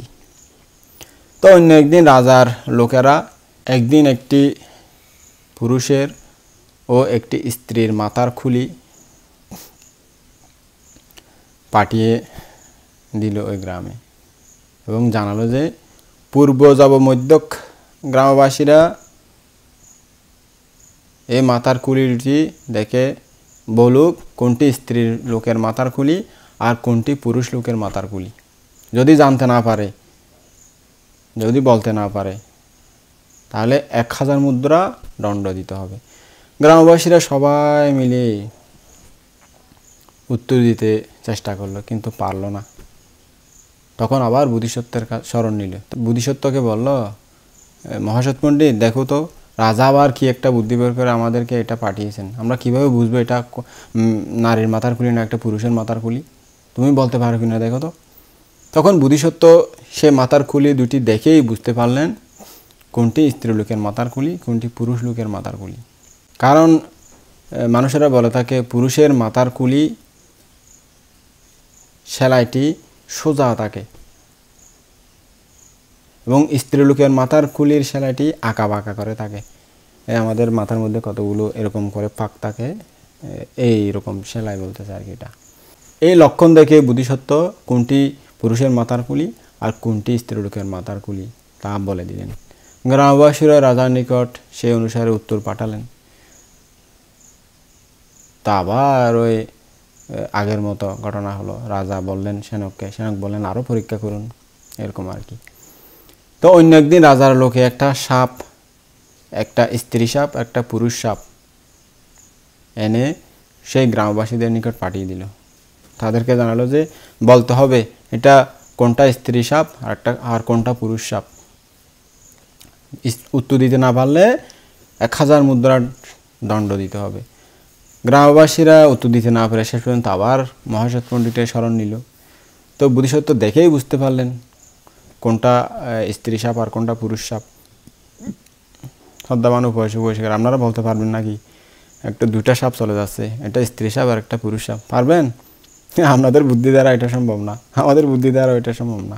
কিন্তু বোধিসত্ত্ব অনেক প্রজ্ঞাবান ছিলেন, তাই উনি প্রজ্ঞা দিয়ে সেই উত্তরগুলো দিতে পেরেছিলেন। ওই যে দেখতেছেন না, গ্রামবাসীরা সবাই অনেক মুরব্বী, অনেক নেতা কেতা ওই প্রশ্নগুলো উত্তর দিতে পারে না, কিন্তু বোধিসত্ত্বের স্মরণ নিয়ে সেই উত্তরটা জেনে নিতে হয়। প্রজ্ঞা ভারামি পূরণ করতেছেন উনি, দেখেন কত বুদ্ধি কত জ্ঞানী তখন। তো বোধিসত্ত্ব দুইটা সাপ দেখে বুঝতে পারলেন কোনটা স্ত্রী সাপ আর কোনটা পুরুষ সাপ। কারণ এটা পুরুষ সাপ তার লেজটা মোটা থাকে, আর যেটা স্ত্রী সাপ তার লেজটা একটু সরু লম্বা থাকে। আর যেটা পুরুষ সাপ তার মাথাটা একটু মোটা, আর যেটা স্ত্রী সাপ তার মাথাটা একটু লম্বা টাইপের। তো যেটা পুরুষ সাপ তার চোখটা বড় বড়, আর যেটা স্ত্রী সাপ তার চোখটা একটু ছোট ছোট টাইপের হয়। তো যেটা পুরুষ সাপ তার বস্তিদেশ সুগোল ও মসৃণ থাকে, আর যেটা স্ত্রী সাপ তার বস্তিদেশ ছিন্ন বিচ্ছিন্ন এরকম করে থাকে। এই সকল অভিজ্ঞান দ্বারা তিনি কোনটি স্ত্রী সাপ আর কোনটি পুরুষ সাপ তা তাদেরকে বলে দিলেন। তে এরা আবার রাজাকে খবর পাঠালেন। রাজা আবার বললেন এটা কে জেনেছে। মহাসৎ পণ্ডিত আবার আনতে চাইলেন, কিন্তু আবার নিষেধ করে দিলেন সেনক পণ্ডিত। তার একদিন রাজা আদেশ করলেন যে পূর্ব জব মধ্য গ্রামবাসীদেরকে রাজার নিকট সর্বশ্বেত পাদ বিষান এবং শীর্ষ কুকুত এমন একটি বৃষ পাঠাতে হবে, যে প্রতিদিন 3 বার সময় অতিক্রম না করে আওয়াজ করে। ইহা না পারলে যেন তারা তার দণ্ডস্বরূপ 1000 মুদ্রা রাজার কাছে পাঠিয়ে দেয়। তো এরূপ বৃষ কোথায় পাওয়া যাবে তারা তো জানতো না। তারা মহাসৎ পণ্ডিতকে একথা জানালো। মহাসৎ পণ্ডিত বললেন, রাজার ইচ্ছা হয়েছে যে তোমরা তাকে একটা পুরো সাদা একটা মোরগ পাঠিয়ে দাও। ওই মোরকের পায়ের নখগুলি তার বিষাণ, চূড়া তার ককুত, সে প্রতিদিন 3 বার যথাসময়ে আওয়াজ করে। সুতরাং তোমরা রাজার জন্য এরকম একটি মোরগ খুঁজে নিয়ে পাঠিয়ে দাও। ইহা শুনে গ্রামবাসী রাজার নিকট ওইরকম মোরগ খুঁজে নিয়ে পাঠিয়ে দিল। তখন রাজা বললেন এটা কে সমাধান করেছে, জানতে পারলেন মহাসৎ পণ্ডিত। তো আবার আনতে চাইলেন, আবার বাধা দিলেন। এরপরে আরেকটা ঘটনা ঘটল। একসময় দেবরাজ ইন্দ্র মহারাজ কুশকে একটা মণি দিয়েছিলেন। সেই মণি 8 স্থানে বাঁকা ছিল, অর্থাৎ মণিতে সুতা পরানোর সময় বাঁকা বাঁকা 8টি স্থান ছিল আর কি। তো ওই মণিটির সুতা ছিঁড়ে গিয়েছিল। তখন কেউ পুরান সুতাটি বের করে এতে নতুন সুতা পরাতে পারে নাই, সেজন্য ওটা পরতেও পারতেছে না, মণিগুলো গলায় পড়ে আর কি। তখন ওই যে কুশ জাতক, ওখানে কুশ রাজার চেহারা পরিবর্তন হওয়ার জন্য ইন্দ্র রাজা সন্তুষ্ট হয়ে ওটা দিয়েছিলেন আর কি। ওটা আমি অনেক জায়গায় দেখাশোনা করেছি, অনেক সুন্দর এটা কাহিনীটা। কোনোদিন সময় পেলে আরেকদিন করব। তো ওই মণিটার সুতা চিরে গিয়েছিল আর কি, কেউ পরাতে পারতেছে না, পরতেও পারতেছে না। তো একদিন রাজার লোকে ওই বোধিসত্ত্বের গ্রামের লোকদেরকে সেই মণি পাঠিয়ে জানালো তাদেরকে এই মণিটার পুরান সুতা বের করে নতুন সুতা পরাতে হবে। তা বলে পাঠিয়ে দিল। কিন্তু ওই মণিটা পেয়েই তারা অনেকেই চেষ্টা করলো, কিন্তু কেউ পুরান সুতা বের করতে পারলো না, নতুন সুতাও পরাতে পারলো না। শেষে তারা ওই আগের মতো মহাসৎ পণ্ডিতকে এই ঘটনাটি জানালো। মহাসৎ পণ্ডিত বললেন, কোনো চিন্তা নাই, সেটা কোনো কাজ নাকি? আরে আমরা এত বড় বড় পণ্ডিত এগুলো করতে পারতেছি না, ছোট বাচ্চাটি বলে কোনো কাজ নাকি, কি বলে রে? তখন তারা অবাক হয়ে গেল। তখন বলল, সমস্যা নাই, তোমরা 1 ফোঁটা মধু আনো। তারপর তিনি ওই মধু আনিয়ে মণিটার 2 পাশে ছিদ্রে উহা মধুটা মাখিয়ে দিলেন। কম্বলের লোম দিয়ে সূক্ষ্ম একটা সুতা পাকালেন। ওই সুতার এক প্রান্তে মধু মাখিয়ে দিলেন, আর এক প্রান্তের অল্প একটু অংশ ওই ছিদ্রের মধ্যে একটু ঢুকিয়ে দিলেন, এবং যে গর্ত দিয়ে ওই পিঁপড়া বের হয় সেরকম গর্ত খুঁজে সেখানে মণিটাকে রেখে দিলেন সুন্দর করে। ওই গর্তটা বরাবর সুতা দিয়ে এভাবে রেখে দিলেন আর কি। ওই পিঁপড়ারা মধুর গন্ধ পেয়ে গর্ত থেকে বের হলো। তো রাস্তা না পেয়ে মণির ভিতর দিয়ে ওই পুরান সুতাটি খেতে খেতে খেতে খেতে ওই মণির ভিতর দিয়ে ছিদ্র পথে চলতে লাগলো, এবং শেষে নতুন সুতারও মধুমাখা ওই প্রান্তটি কামড়িয়ে উহা টানতে টানতে ওই অপর ছিদ্র দিয়ে বের করলো। তো মহাসত্য যখন দেখলেন নতুন সুতা মণির ভিতর দিয়ে বের হয়েছে, তখন তিনি গ্রামবাসীদেরকে মণিটা দিয়ে বললেন, রাজার নিকট এটা পাঠিয়ে দাও এবার। তো গ্রামবাসীরা তার নিকট মণি প্রেরণ করলো। যে উপায়ে উহাতে সুতা পরানো হয়েছে তা শুনে রাজা বড়ই সন্তুষ্ট হলেন। আরে কেমন প্রজ্ঞা দেখে তো ছোট বাচ্চাটির, এতদিন এই মণিটা এভাবেই পড়ে রয়েছে, কেউ পড়াতে পারতেছিল না, কিন্তু এই ছোট বাচ্চার বুদ্ধিতে, তার প্রজ্ঞার গুণে কেউ এই মণিতে সুতা পরিয়ে গেল ওই পিঁপড়ার সহায়তায়। হায় রে! তারপর আনতে চাইলেও সেনক বাধা দিলেন, আবার পরীক্ষা করতে বললেন। তো রাজার লোকেরা আবার আরেকদিন একটা মঙ্গল বৃক্ষকে কয়েক মাস এমন সুন্দরভাবে খাবার খাইয়েছিল যে তাতে তার পেট একদম ফুলে ডোল হয়ে গিয়েছিল। তো একদিন ওই রাজপুতেরা তার শিং ভালো করে ধুয়ে শিংয়ের মধ্যে তেল মাখিয়ে ওই বৃক্ষটাকে হলুদ দিয়ে স্নান করালেন এবং পূর্ব জবমধ্যক গ্রামে ওই বুদ্ধিসত্ত্বের গ্রামে পাঠিয়ে দিলেন। তাদেরকে জানালেন যে তোমরা নাকি বড়ই পণ্ডিত, বেশি জ্ঞানী, এটি রাজার মঙ্গল বৃক্ষ, এই মঙ্গল বৃক্ষটা গর্ভধারণ করেছে, একে প্রসব করিয়ে বাচ্চাসহ রাজার নিকট পাঠাবে, নয়তো তোমাদের সহস্র মুদ্রা দণ্ড দিতে হবে।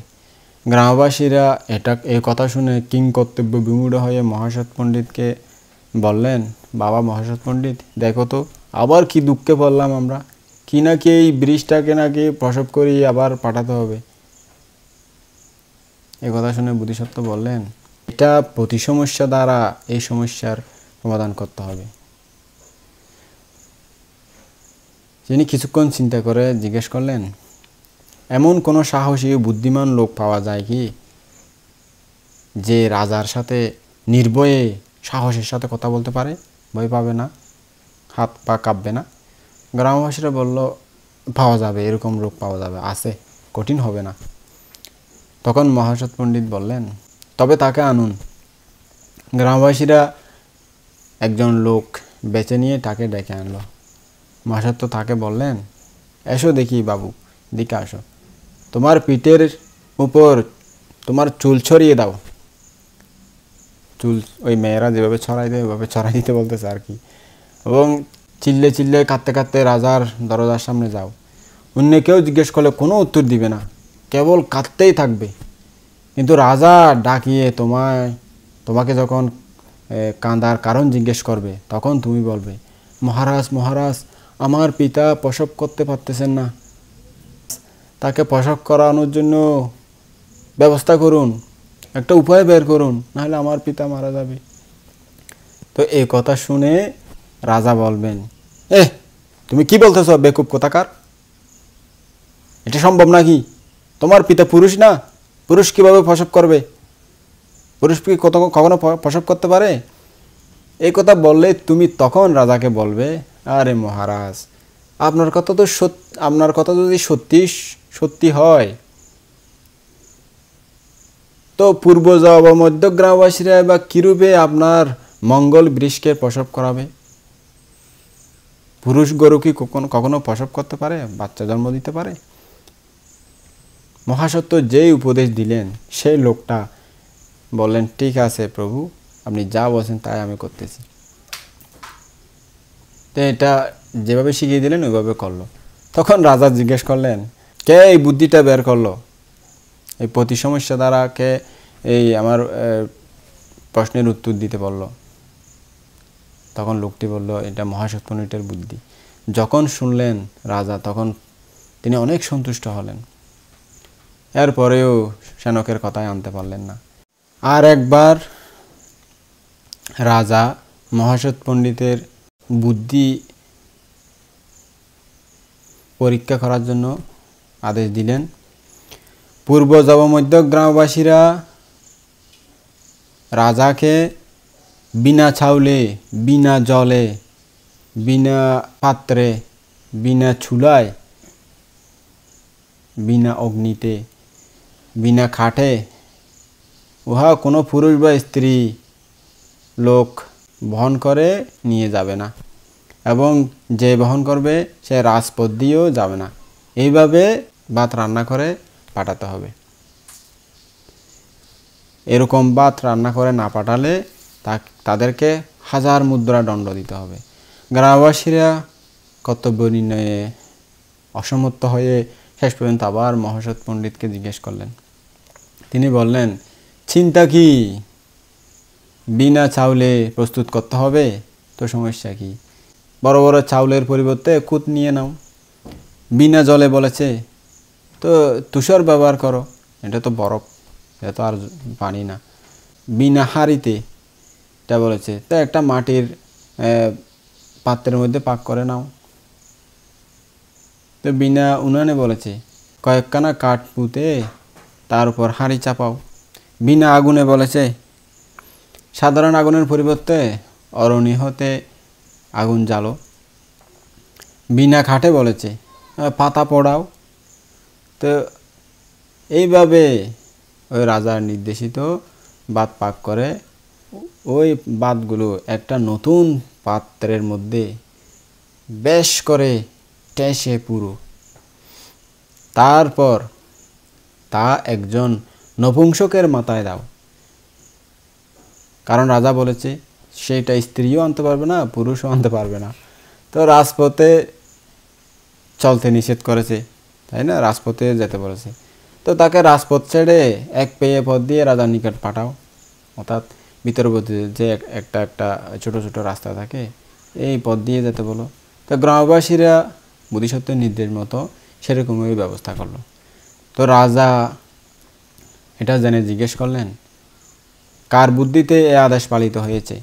তারা বললেন, মহাসৎ পণ্ডিতের বুদ্ধিতে। তিনি অনেক সন্তুষ্ট হলেন এই কথা শুনে। তো তবুও সেনকের কথায় আনতে পারলেন না। তো আর একদিন মহাসতের বুদ্ধি পরীক্ষার জন্য গ্রামবাসীদেরকে বলা হলো, রাজার দোলায় দুলতে খুব ইচ্ছা হয়েছে। রাজবাড়িতে যে বালুর পুরাতন দড়ি ছিল তা ছিঁড়ে গেছে, তোমরা বালু দিয়ে একটা দড়ি পাকিয়ে পাঠিয়ে দেবে, না দিলে তোমাদের 1000 মুদ্রা দণ্ড দিতে হবে। গ্রামবাসীরা এটা শুনে তো অবাক হয়ে গেল, আরে কি বালু দিয়ে বলে দড়ি বানিয়ে দিতাম, এটা কোনো কথা হলো? বালু দিয়ে কীভাবে দড়ি বানাতে পারে? ওদের নাকি একটা দড়ি আছে, ওটা ছিঁড়ে গেছে, বালুর দড়ি। এবার আমরা কীভাবে বালু দিয়ে দড়ি বানাবো? তারা মাথা পাগল হয়ে গেল এটা চিন্তা করলে। তখন কি করবে, অসহায় হয়ে বোধিসত্ত্বের শরণ নিল। তো মহাসৎ পণ্ডিত সে কথা শুনে চিন্তা করে দেখলেন যে এই সমস্যারও প্রতি সমস্যা দ্বারা সমাধান করতে হবে। তখন তিনি গ্রামবাসীদেরকে আশ্বাস দিয়ে বললেন, সমস্যা নাই, এটা সমাধান হবে। রাজার সাথে কথা বলতে পারে এরকম কিছু লোক জোয়ার করে দিন। তখন তারা সেরকম সাহসী লোক জোয়ার করে দিলেন। তাদেরকে বোধিসত্ত্ব বললেন, তোমরা রাজার নিকট যাও এবং বলো, মহারাজ মহারাজ, গ্রামবাসীরা বুঝতে পারতেছেন না যে ওই দড়িটা কতটুকু লম্বা, কতটুকু মোটা, কীরকম ডিজাইনের বানাবেন সেটা বুঝতে পারতেছেন না।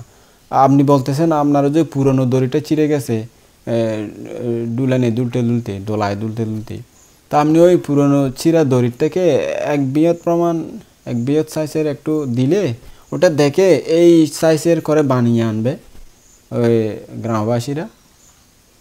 এটা দেন আমাদেরকে একটু, অন্ততপক্ষে 4 আঙ্গুল হলেও দেন, নাহলে বুঝতে পারতেছেন না কীভাবে বানাবে, কত মোটা বা কত সাইজ হবে।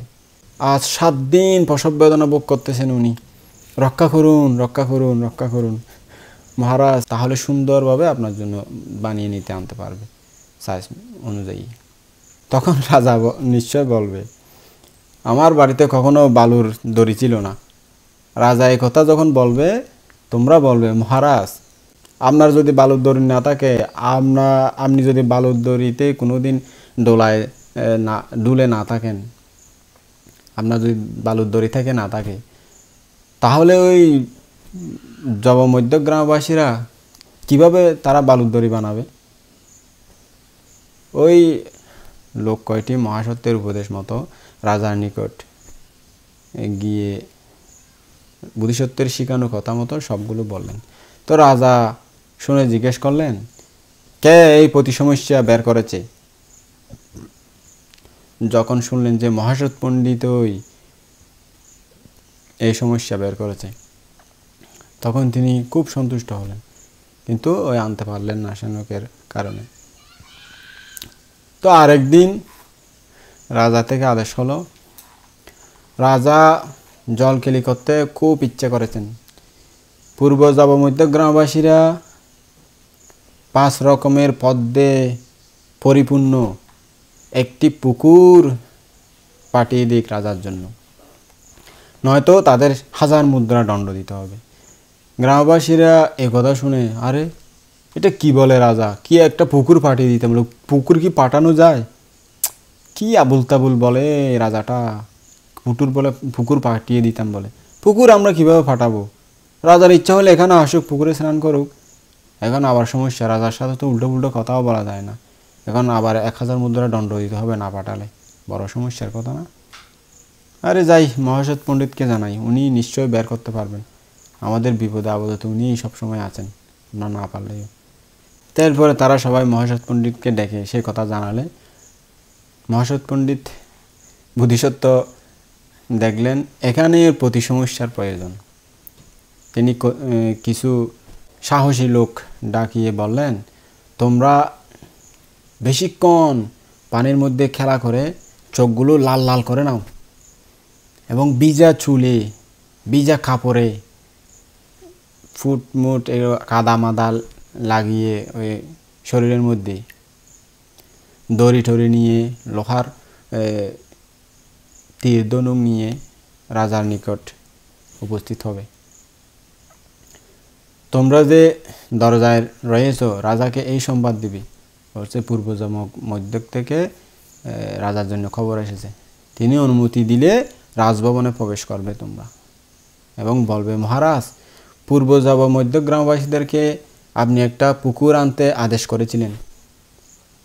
আমরা আপনার আদেশ অনুসারে উপযুক্ত একটা পুকুর খুঁজে নিয়ে তাকে বেঁধে নিয়ে আসতেছিলাম আপনার রাজধানীতে আপনার জন্য, কিন্তু ওই পুকুরটি চিরদিন ওখানে গ্রাম অঞ্চলেই থাকছে, বনে জঙ্গলে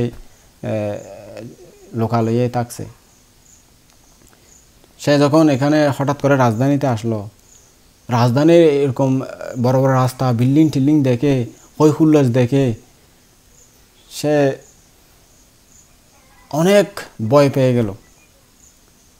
সে ভয় পেয়ে এমনভাবে দড়ি চিরে পালিয়ে গেল যে তাকে আর কোনোভাবে আটকানো গেল না। সে আবার সে আগের স্থানে চলে গেল। এই যে দেখুন আমরা দড়ি টড়ি নিয়ে এসে এই চিরে গেছে, যে চিরা দড়ি দেখতে পাচ্ছেন না, এই যে দেখুন চিরা দড়ি, তাকে আটকে রাখতে পারলাম না। দেখুন না আমরা কী অবস্থা হয়েছে, তাকে ধরে আনতে আনতে একদম ওই পুকুরের সাথে যুদ্ধ করতে করতে আমার চুল পর্যন্ত এখনও ভিজা, মানে চোখ লাল হয়ে গেছে। দেখুন ও ধরে আনতে যাচ্ছি, যে ধরে আনার সময় আমরা কত এই ডিল টিল মেরে লাঠির আঘাতে তীর ধনুক এগুলোর আঘাতে মেরেও তাকে আর কোনো ক্রমেই ফিরাতে পারলাম না, আপনার রাজ্যে আনতে পারলাম না। অনেক চেষ্টা করলাম, সে পালালো। আপনি নাকি আগে বন থেকে একটা পুকুর এনেছিলেন, যদি আমাদেরকে সেই পুরনো পুকুরটা একটু দেন তবে আমরা তার সাথে আমাদের ওই গ্রামের পুকুরটা বেঁধে একসাথে নিয়ে আনতে পারবো। তখন ও পালাবে না, একটা সঙ্গী থাকবে, তো ও আর পালাতে পারবে না, আস্তে কোনো রকম আনতে পারবো। এই কথা শুনে রাজা নিশ্চয় বলবেন, কে বলেছে? আমি কখনো পূর্বে বন থেকে কোনো জঙ্গল থেকে লোকালয় থেকে পুকুর আনি নাই, কোনো পুকুরকে জুড়ে আনার জন্য কখনো পুকুর পাঠাইও নাই আমি। তখন তোমরা বলবে, তাহলে মহারাজ জবমধ্য গ্রামবাসীরা বা কী রূপে আপনার জন্য পুকুর পাঠিয়ে দেবে ওখান থেকে? ওই লোকগুলো ওই মহাসৎ পণ্ডিতের উপদেশ মতো সব কাজ করলো। তখন রাজা জিজ্ঞেস করলেন, এই সমস্যা কে তৈরি করেছে, কে বের করেছে এই বুদ্ধিটা? তখন ওরা বললেন, মহারাজ, আমাদের গ্রামের মহাসৎ পণ্ডিত, উনিই বের করেছেন, উনি আমাদেরকে পাঠিয়েছেন। তো রাজা একথা শুনে খুবই সন্তুষ্ট হলেন। তা আবার সেনকের কারণে আনতে পারলেন না। তো অন্য একদিন রাজা তাদেরকে বলে পাঠালেন, আমার খুব পার্কে গিয়ে খেলা করার জন্য ইচ্ছা হয়েছে, কিন্তু আমার উদ্যানটি, আমার পার্কটি পুরনো হয়েছে। পূর্ব জবমধ্য গ্রামবাসীরা একটি সুপুষ্পিত গাছপালা পরিপূর্ণ নতুন একটা পার্ক প্রেরণ করুক। বইতে উদ্যান লেখা আছে, আপনাদের বোঝার জন্য আমি পার্ক বলতেছি আর কি, পশুবাসীরা। তো এই কথা শুনে গ্রামবাসীরা মাথা তো আলট পালট হয়ে গেল। আবার মহাসৎ পণ্ডিতের স্মরণ নিল। মহাসৎ পণ্ডিত তাদেরকে আশ্বাস দিয়ে বললেন, সমস্যা নাই, রাজার কাছে আবার আগের মতো সাহসী লোক পাঠাতে হবে। তখন এইভাবে তারা আবার রাজার কাছে গেলেন বোধিসত্ত্বের বুদ্ধিমতে। রাজাকে বললেন, মহারাজ, এরকম এরকম আমরা পার্ক একটা আনতেছিলাম, কিন্তু এভাবে সে পালিয়ে গেছে, রাজধানীর হই হুল্লাস দেখে, বিল্ডিং টিল্ডিং দেখে সে আসতে চাচ্ছে না। আপনার পার্কটা দিন, ওকে বেঁধে এখানে নিয়ে আসবো। বলছে, কোথায়? আমার পার্ক এরকম ছিল না। তো তখন আপনার পার্ক এরকম ছিল না, তো ওরা কীভাবে আনবে? তখন তারা বলল, এই সমস্যা কে বের করেছে, বুদ্ধি কে বের করেছে? বলছে মহাসৎ পণ্ডিত। ও, এটা শুনে রাজা খুবই সন্তুষ্ট হলেন। তখন সেনককে ডেকে জিজ্ঞেস করলেন, কি সেনক মশাই, এখন কি ওই মহাসৎ পণ্ডিতকে আনতে পারবো? এখন আনা যাবে কি? কিন্তু ওই সেনক মহাসৎ পণ্ডিতের বেশি সৌভাগ্য উদয় হবে, এই ঈর্ষায় সে বলল, মহাসৎ পণ্ডিত যা করেছেন কেবল তাতে কারো পাণ্ডিত্য বোঝা যায় না মহারাজ, আপনি আরও কিছু দিন অপেক্ষা করুন। ইহা শুনে রাজা ভাবলেন, মহাসৎ ছোটকাল থেকেই প্রাজ্ঞ পণ্ডিত এবং আমার মন মোহিত করেছে সব সমস্যার সমাধান করে করে। এরকম গূঢ় জটিল সমস্যার সমাধান করে এবং প্রতি প্রশ্নে তিনি বুদ্ধের ন্যায় সদুত্তর দিয়েছেন সবসময়। কিন্তু এই সেনক এরকম পণ্ডিতকে বারবার আমাকে আনতে নিষেধ করেন, আনতে দিচ্ছেন না। সেনকের কথা আর শুনি কেন? আমি মহাসৎ পণ্ডিতকে নিজেই নিয়ে আসব। এই স্থির করে তিনি বহু অনুচর সঙ্গে নিয়ে সেই গ্রামের অভিমুখে রথে করে যাত্রা শুরু করলেন। পথে একটা গর্তের মধ্যে তার রথের গোড়ার একটা পা পরে হঠাৎ পা ভেঙে গেল। কাজেই তিনি সেখান থেকেই আবার রাজধানীতে ফিরে আসলেন। তখন সেনক তার সঙ্গে দেখা করে জিজ্ঞেস করলেন, মহারাজ, পণ্ডিতকে আনার জন্য আপনি জবমধ্যগ্রামে গিয়েছিলেন কি? রাজা বললেন, গিয়েছিলাম পণ্ডিত মহারাজ, আমাকে অনর্থকারী বলে মনে করেন? আমি আপনাকে অপেক্ষা করতে বললাম না, আপনি তাড়াতাড়ি যাত্রা করে দিলেন, কিন্তু যেতে না যেতেই আপনার গোড়ার পা ভেঙে গেল। সেনকের কথায় রাজা কোনো উত্তর দিলেন না। তারপর একদিন তিনি আবার সেনককে জিজ্ঞেস করলেন, বলুন তো পণ্ডিত মশাই, মহাসৎ পণ্ডিতকে এখন আনা যায় কি? সেনক বললেন, মহারাজ, আপনি নিজে না গিয়ে দূত প্রেরণ করুন, দূত মুখে বলে পাঠান, তোমার নিকট যাওয়ার সময় আমার গোড়ার পা ভেঙে গেছে, এখন আমার জন্য একটি অশ্বতর বা শ্রেষ্ঠতর পাঠাও। মহাসৎ পণ্ডিত যদি অশ্বতর পাঠাবার কথা বুঝেন তবে নিজে আসবেন, আর যদি শ্রেষ্ঠতর পাঠাবার কথা বুঝেন তবে নিজের বাবাকে পাঠাবেন, এতে তার পাণ্ডিত্য পরীক্ষা করা যাবে, সে কত বড় পণ্ডিত তা বুঝতে পারবো। বেশ বলেছ সেনক মহোদয়। এই বলে রাজা সেনকের প্রস্তাবে সম্মত হলেন এবং দূত মুখে ওইরূপ বলে পাঠালেন। মহাসৎ পণ্ডিত দূতের মুখে এই কথা শুনে ভাবলেন, রাজা আমাকে এবং আমার পিতাকে দেখতে ইচ্ছা করেছেন। তিনি বাবার নিকট গিয়ে তাকে প্রণাম করে বললেন, বাবা, রাজা আপনাকে এবং আমাকে দেখতে ইচ্ছে করেছেন। আপনি আপনার সহচর হাজার পরিমাণ শ্রেষ্ঠী পরিবৃত হয়ে প্রথমে রাজার কাছে উপস্থিত হন। খালি হাতে যাবেন না, রাজার কাছে খালি হাতে যেতে নেই। অনেক দামি দামি রাজার পছন্দনীয় দুর্লভ খাবার দাবার নিয়ে যান, উপহার সামগ্রী নিয়ে যান। রাজা আপনাকে অভিবাসন করে বলবেন, গৃহপতি আপনার অনুরূপ আসন নির্বাচন করে আপনি বসুন। আপনি ওইরূপ আসন দেখে তাতে বসবেন। আপনি আসনে বসলেই আমি উপস্থিত হব। এরপরে রাজা আমাকে অভিবাসন করে বলবেন, পণ্ডিত তুমি নিজের উপযুক্ত আসন নির্বাচন করে বসো। তখন আমি আপনার দিকে তাকাবো। আপনি এই ইঙ্গিত পেয়ে আসন থেকে উঠে পড়বেন এবং বলবেন, বাবা মহাসৎ পণ্ডিত তুমি এই আমার আসনে বসো, আমার আসনটি গ্রহণ করো। এতে একটা প্রশ্নের সমাধানের অবসর পাওয়া যাবে। বেশ বাবা, তাই করতেছি। এই বলে শ্রীবর্ধন শেষ্ঠী মহাসৎ পণ্ডিতের কথা অনুযায়ী রাজভবনে গমন করলেন। রাজভবনে গেলেন, রাজভবনে উপস্থিত হলেন এবং রাজাকে প্রণাম করে এক প্রান্তে দাঁড়ালেন। রাজা তাকে অভিবাসন করে জিজ্ঞেস করলেন, গৃহপতি তোমার পুত্র কোথায়? শেষ্ঠী বললেন, মহারাজ সে আমার পেছনে আসতেছে। মহাসৎ পণ্ডিত আসতেছেন শুনে রাজা খুবই সন্তুষ্ট হলেন, খুশি হলেন এবং বললেন, আচ্ছা ঠিক আছে, তুমি নিজের অনুরূপ আসন বেছে নিয়ে ওখানে বসো। শ্রীবর্ধন শেষ্ঠী নিজের অনুরূপ আসন বেছে নিয়ে সেখানে বসে পড়লেন। ওইদিকে মহাসত্ব সর্বাবরণে বিভূষিত হয়ে হাজারো বালক পর্বিত হয়ে অলঙ্কৃত রথারোহণে সুন্দরভাবে যাত্রা করলেন রাজধানীর উদ্দেশ্যে। রাজধানীতে প্রবেশ করার সময় তিনি একটা গাধা দেখতে পেয়ে কয়েকজন বলিষ্ঠ যুবককে নির্দেশ দিলেন, এই যা তো, দূরে গিয়ে ওই গাধাটাকে ধরতো, কোনোরূপ যাতে শব্দ করতে না পারে এমনভাবে তার মুখ বন্ধ করে দেয়। তারপরে একটা চাটাইয়ের মধ্যে জড়িয়ে ওই গাধাটাকে কাঁধে নে, তারপর চল রাজার কাছে।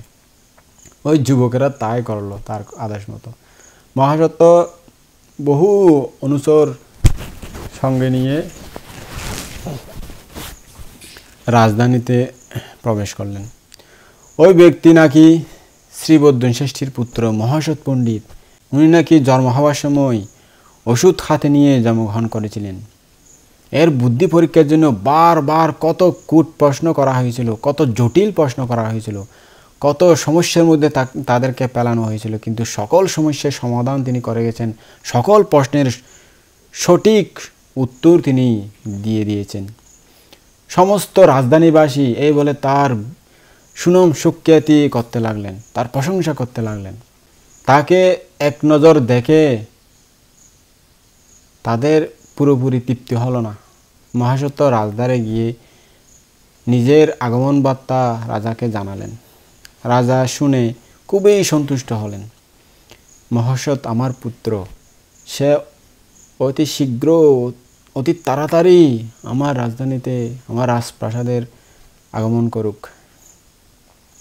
মহাসত্ব তখন 1000 বালক পরিবৃত হয়ে প্রাসাদে আরোহণ করলেন। রাজাকে প্রণাম করে এক পাশে দাঁড়ালেন। তাকে দেখে রাজা অনেক খুশি হলেন, অনেক প্রীত হলেন। মধুর স্বরে তাকে বললেন, পণ্ডিত তুমি নিজের অনুরূপ আসন দেখে বসো। মহাসৎ পণ্ডিত তার নিজের বাবার দিকে দৃষ্টি ফেরালেন। তার বাবা তাকে দেখে আসন থেকে উঠে গেলেন এবং বললেন, মহাসৎ বসো, আমার আসনে বসো। মহাসৎ পণ্ডিত তখন নিজের বাবার আসনে বসলেন। তাকে পিতার আসনে বসতে দেখে সে রাজার সে 4 জন পণ্ডিত, সেনক, পুক্কুশ, গোবিন্দ যারা ছিল, আরও যারা মন্ত্রিসভায় যারা ছিল, তারা সবাই হাততালি দিয়ে হাসি ঠাট্টা করতে লাগলো। দেখো তো, এত বড় নিরেট একটা গদ্দপ, এই মূর্খ তার নিজের বাবাকে আসন থেকে তুলে দিয়ে সেই আসনে সে বসে পড়ল। এই এই মূর্খটাই নাকি মহাপণ্ডিত, ওই গ্রামের সেরা পণ্ডিত। রাজা এই মূর্খটার জন্য নাকি অধীর হয়ে গেছে, এই মূর্খটাকে পাওয়ার জন্য। এই বলে সবাই হাসি ঠাট্টা করতে লাগলো ওই বোধিসত্ত্বকে। রাজার মুখও তখন বাড়ি হলো এই কথা শুনে, এই পরিস্থিতি দেখে। মহাসত্য তাকে জিজ্ঞেস করলেন, মহারাজ, আপনার কি কোনো বিমর্ষ অবস্থা তৈরি হয়েছে মনের মধ্যে? আপনার মুখ ভারী করলেন কেন? রাজা বললেন, মুখ ভারী করেছি সত্য, দূর হতে তোমার কত গুণের কথা শুনে আমি সন্তুষ্ট হয়েছিলাম, কিন্তু তোমাকে দেখে আমি সন্তুষ্ট হতে পারলাম না। আজকে সবাই কিভাবে হাসতেছে দেখো না, তোমার এত সুনাম সুখ্যাতি নিমিষের মধ্যে ডুবে গেল।